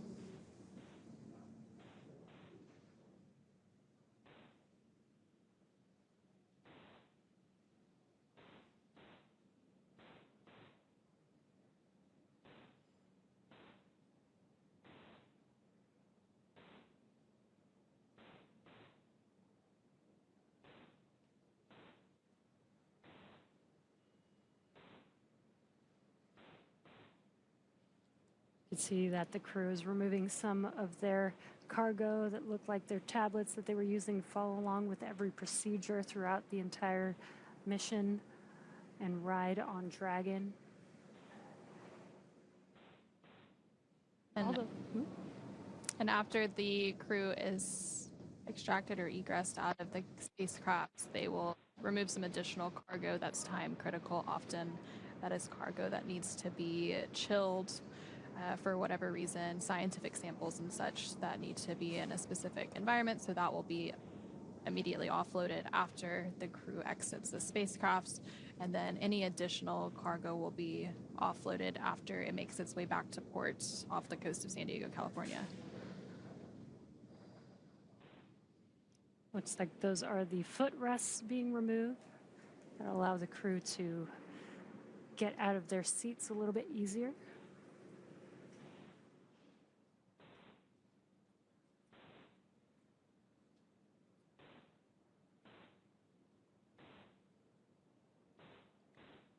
You do see one of those beds or slides that they use to help extract the crew. So we should see some of that egress taking place momentarily.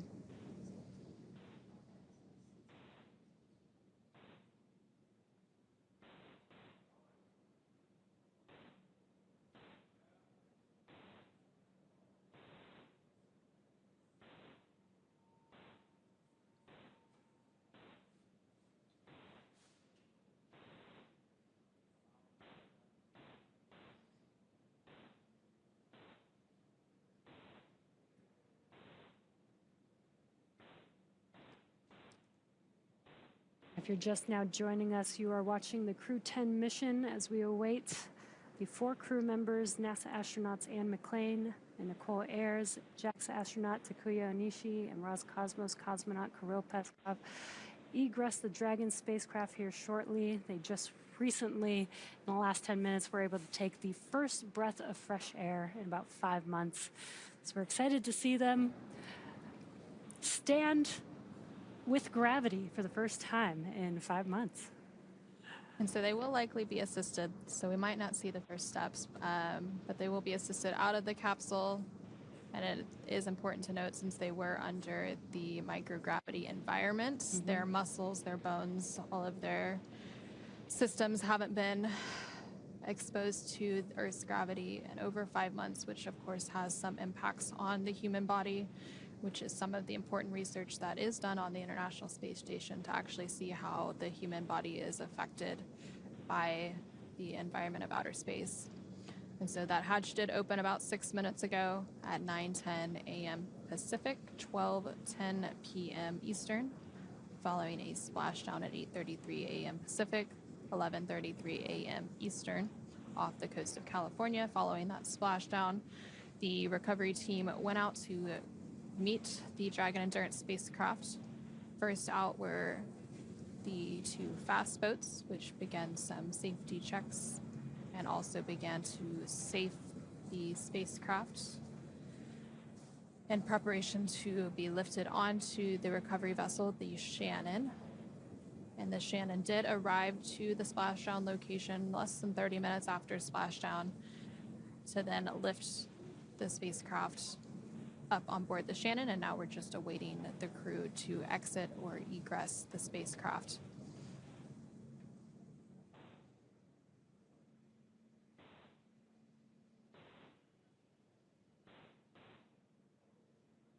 It does look like they are preparing for that crew egress here in just a moment.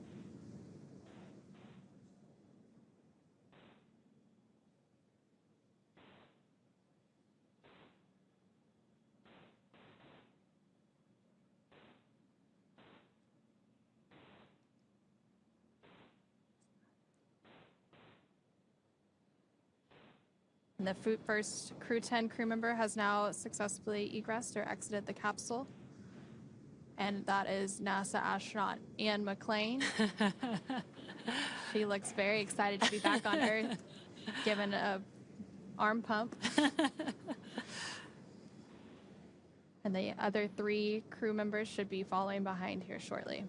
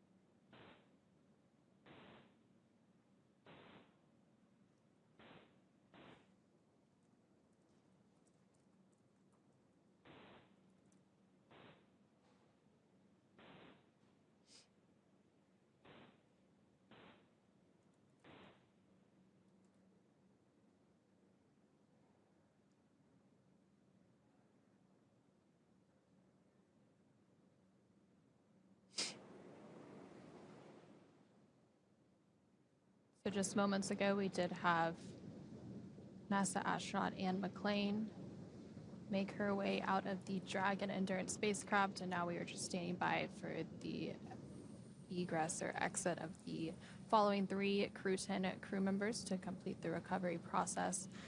So we are standing by for the egress of NASA astronaut Nichole Ayers, JAXA astronaut Takuya Onishi, and Roscosmonaut Kirill Peskov.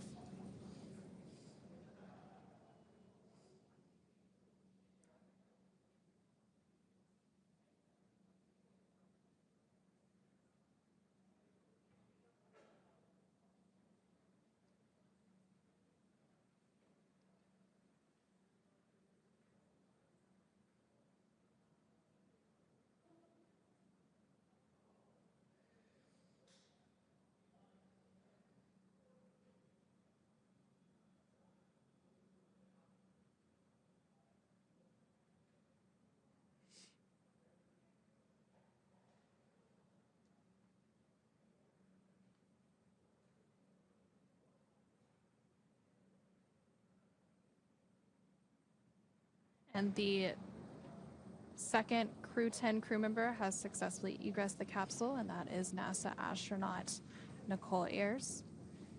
So both NASA astronauts Anne McClain and Nichole Ayers have successfully egressed or exited the capsule. Anne McClain served as the Crew-10 commander, and Nichole Ayers served as the Crew-10 pilot for this mission. So the final 2 crew members that we are awaiting are JAXA astronaut Takuya Onishi and Roscosmos cosmonaut Kirill Peskov.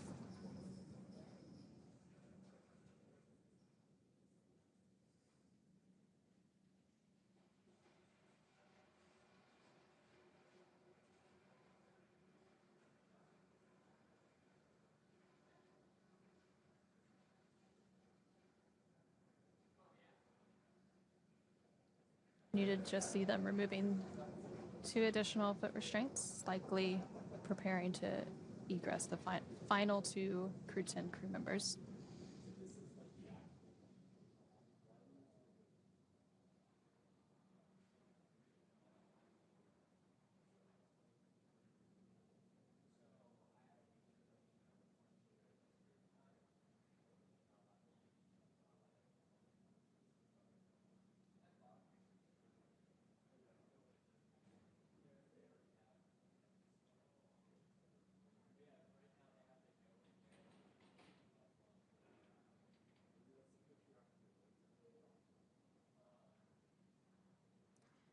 If you're just now joining us, NASA astronauts Anne McClain and Nichole Ayers have already egressed or exited the Dragon Endurance spacecraft. And again, we are waiting for the final 2 Crew-10 members to exit. JAXA astronaut Takuya Onishi and Roscosmos cosmonaut Kirill Peskov are still inside of the Dragon spacecraft.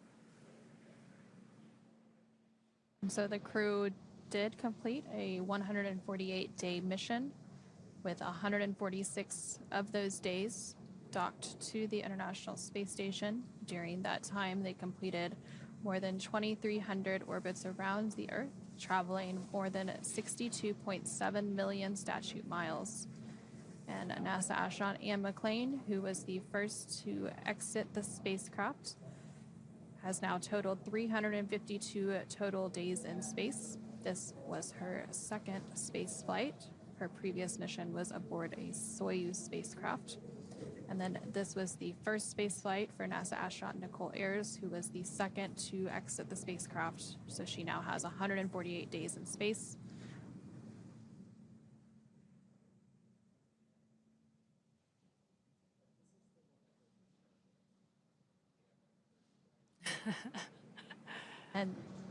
And we do just now see JAXA astronaut Takuya Onishi has exited the spacecraft.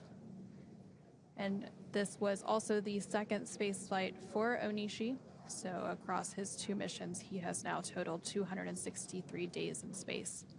So we are now just standing by for the final crew member of Crew-10 to make their way out of the spacecraft, and that is Roscosmos cosmonaut Kirill Peskov.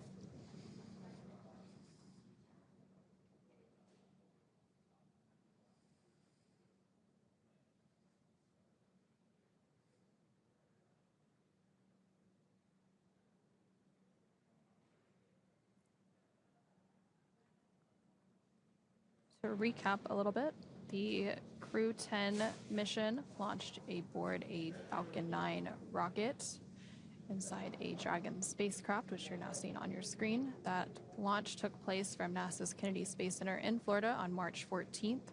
The crew then had a journey to the space station and docked shortly thereafter, spending about 5 months attached to the orbiting laboratory, conducting science and research before undocking yesterday, August 8th at 3:15 p.m. Pacific, 6:15 p.m. Eastern, for a 17.5-hour return journey back to Earth, splashing down off the coast of San Diego, California earlier this morning at 8:33 a.m. Pacific, 11:33 a.m. Eastern, which was less than an hour ago. And they are working to egress the final crew member. The initial 3 crew members have already safely exited the spacecraft, and those are NASA astronauts Anne McClain and Nichole Ayers, along with JAXA astronaut Takuya Onishi. So the egress of Roscosmos cosmonaut Kirill Peskov is now underway, and you can see him making his way out of the spacecraft right now.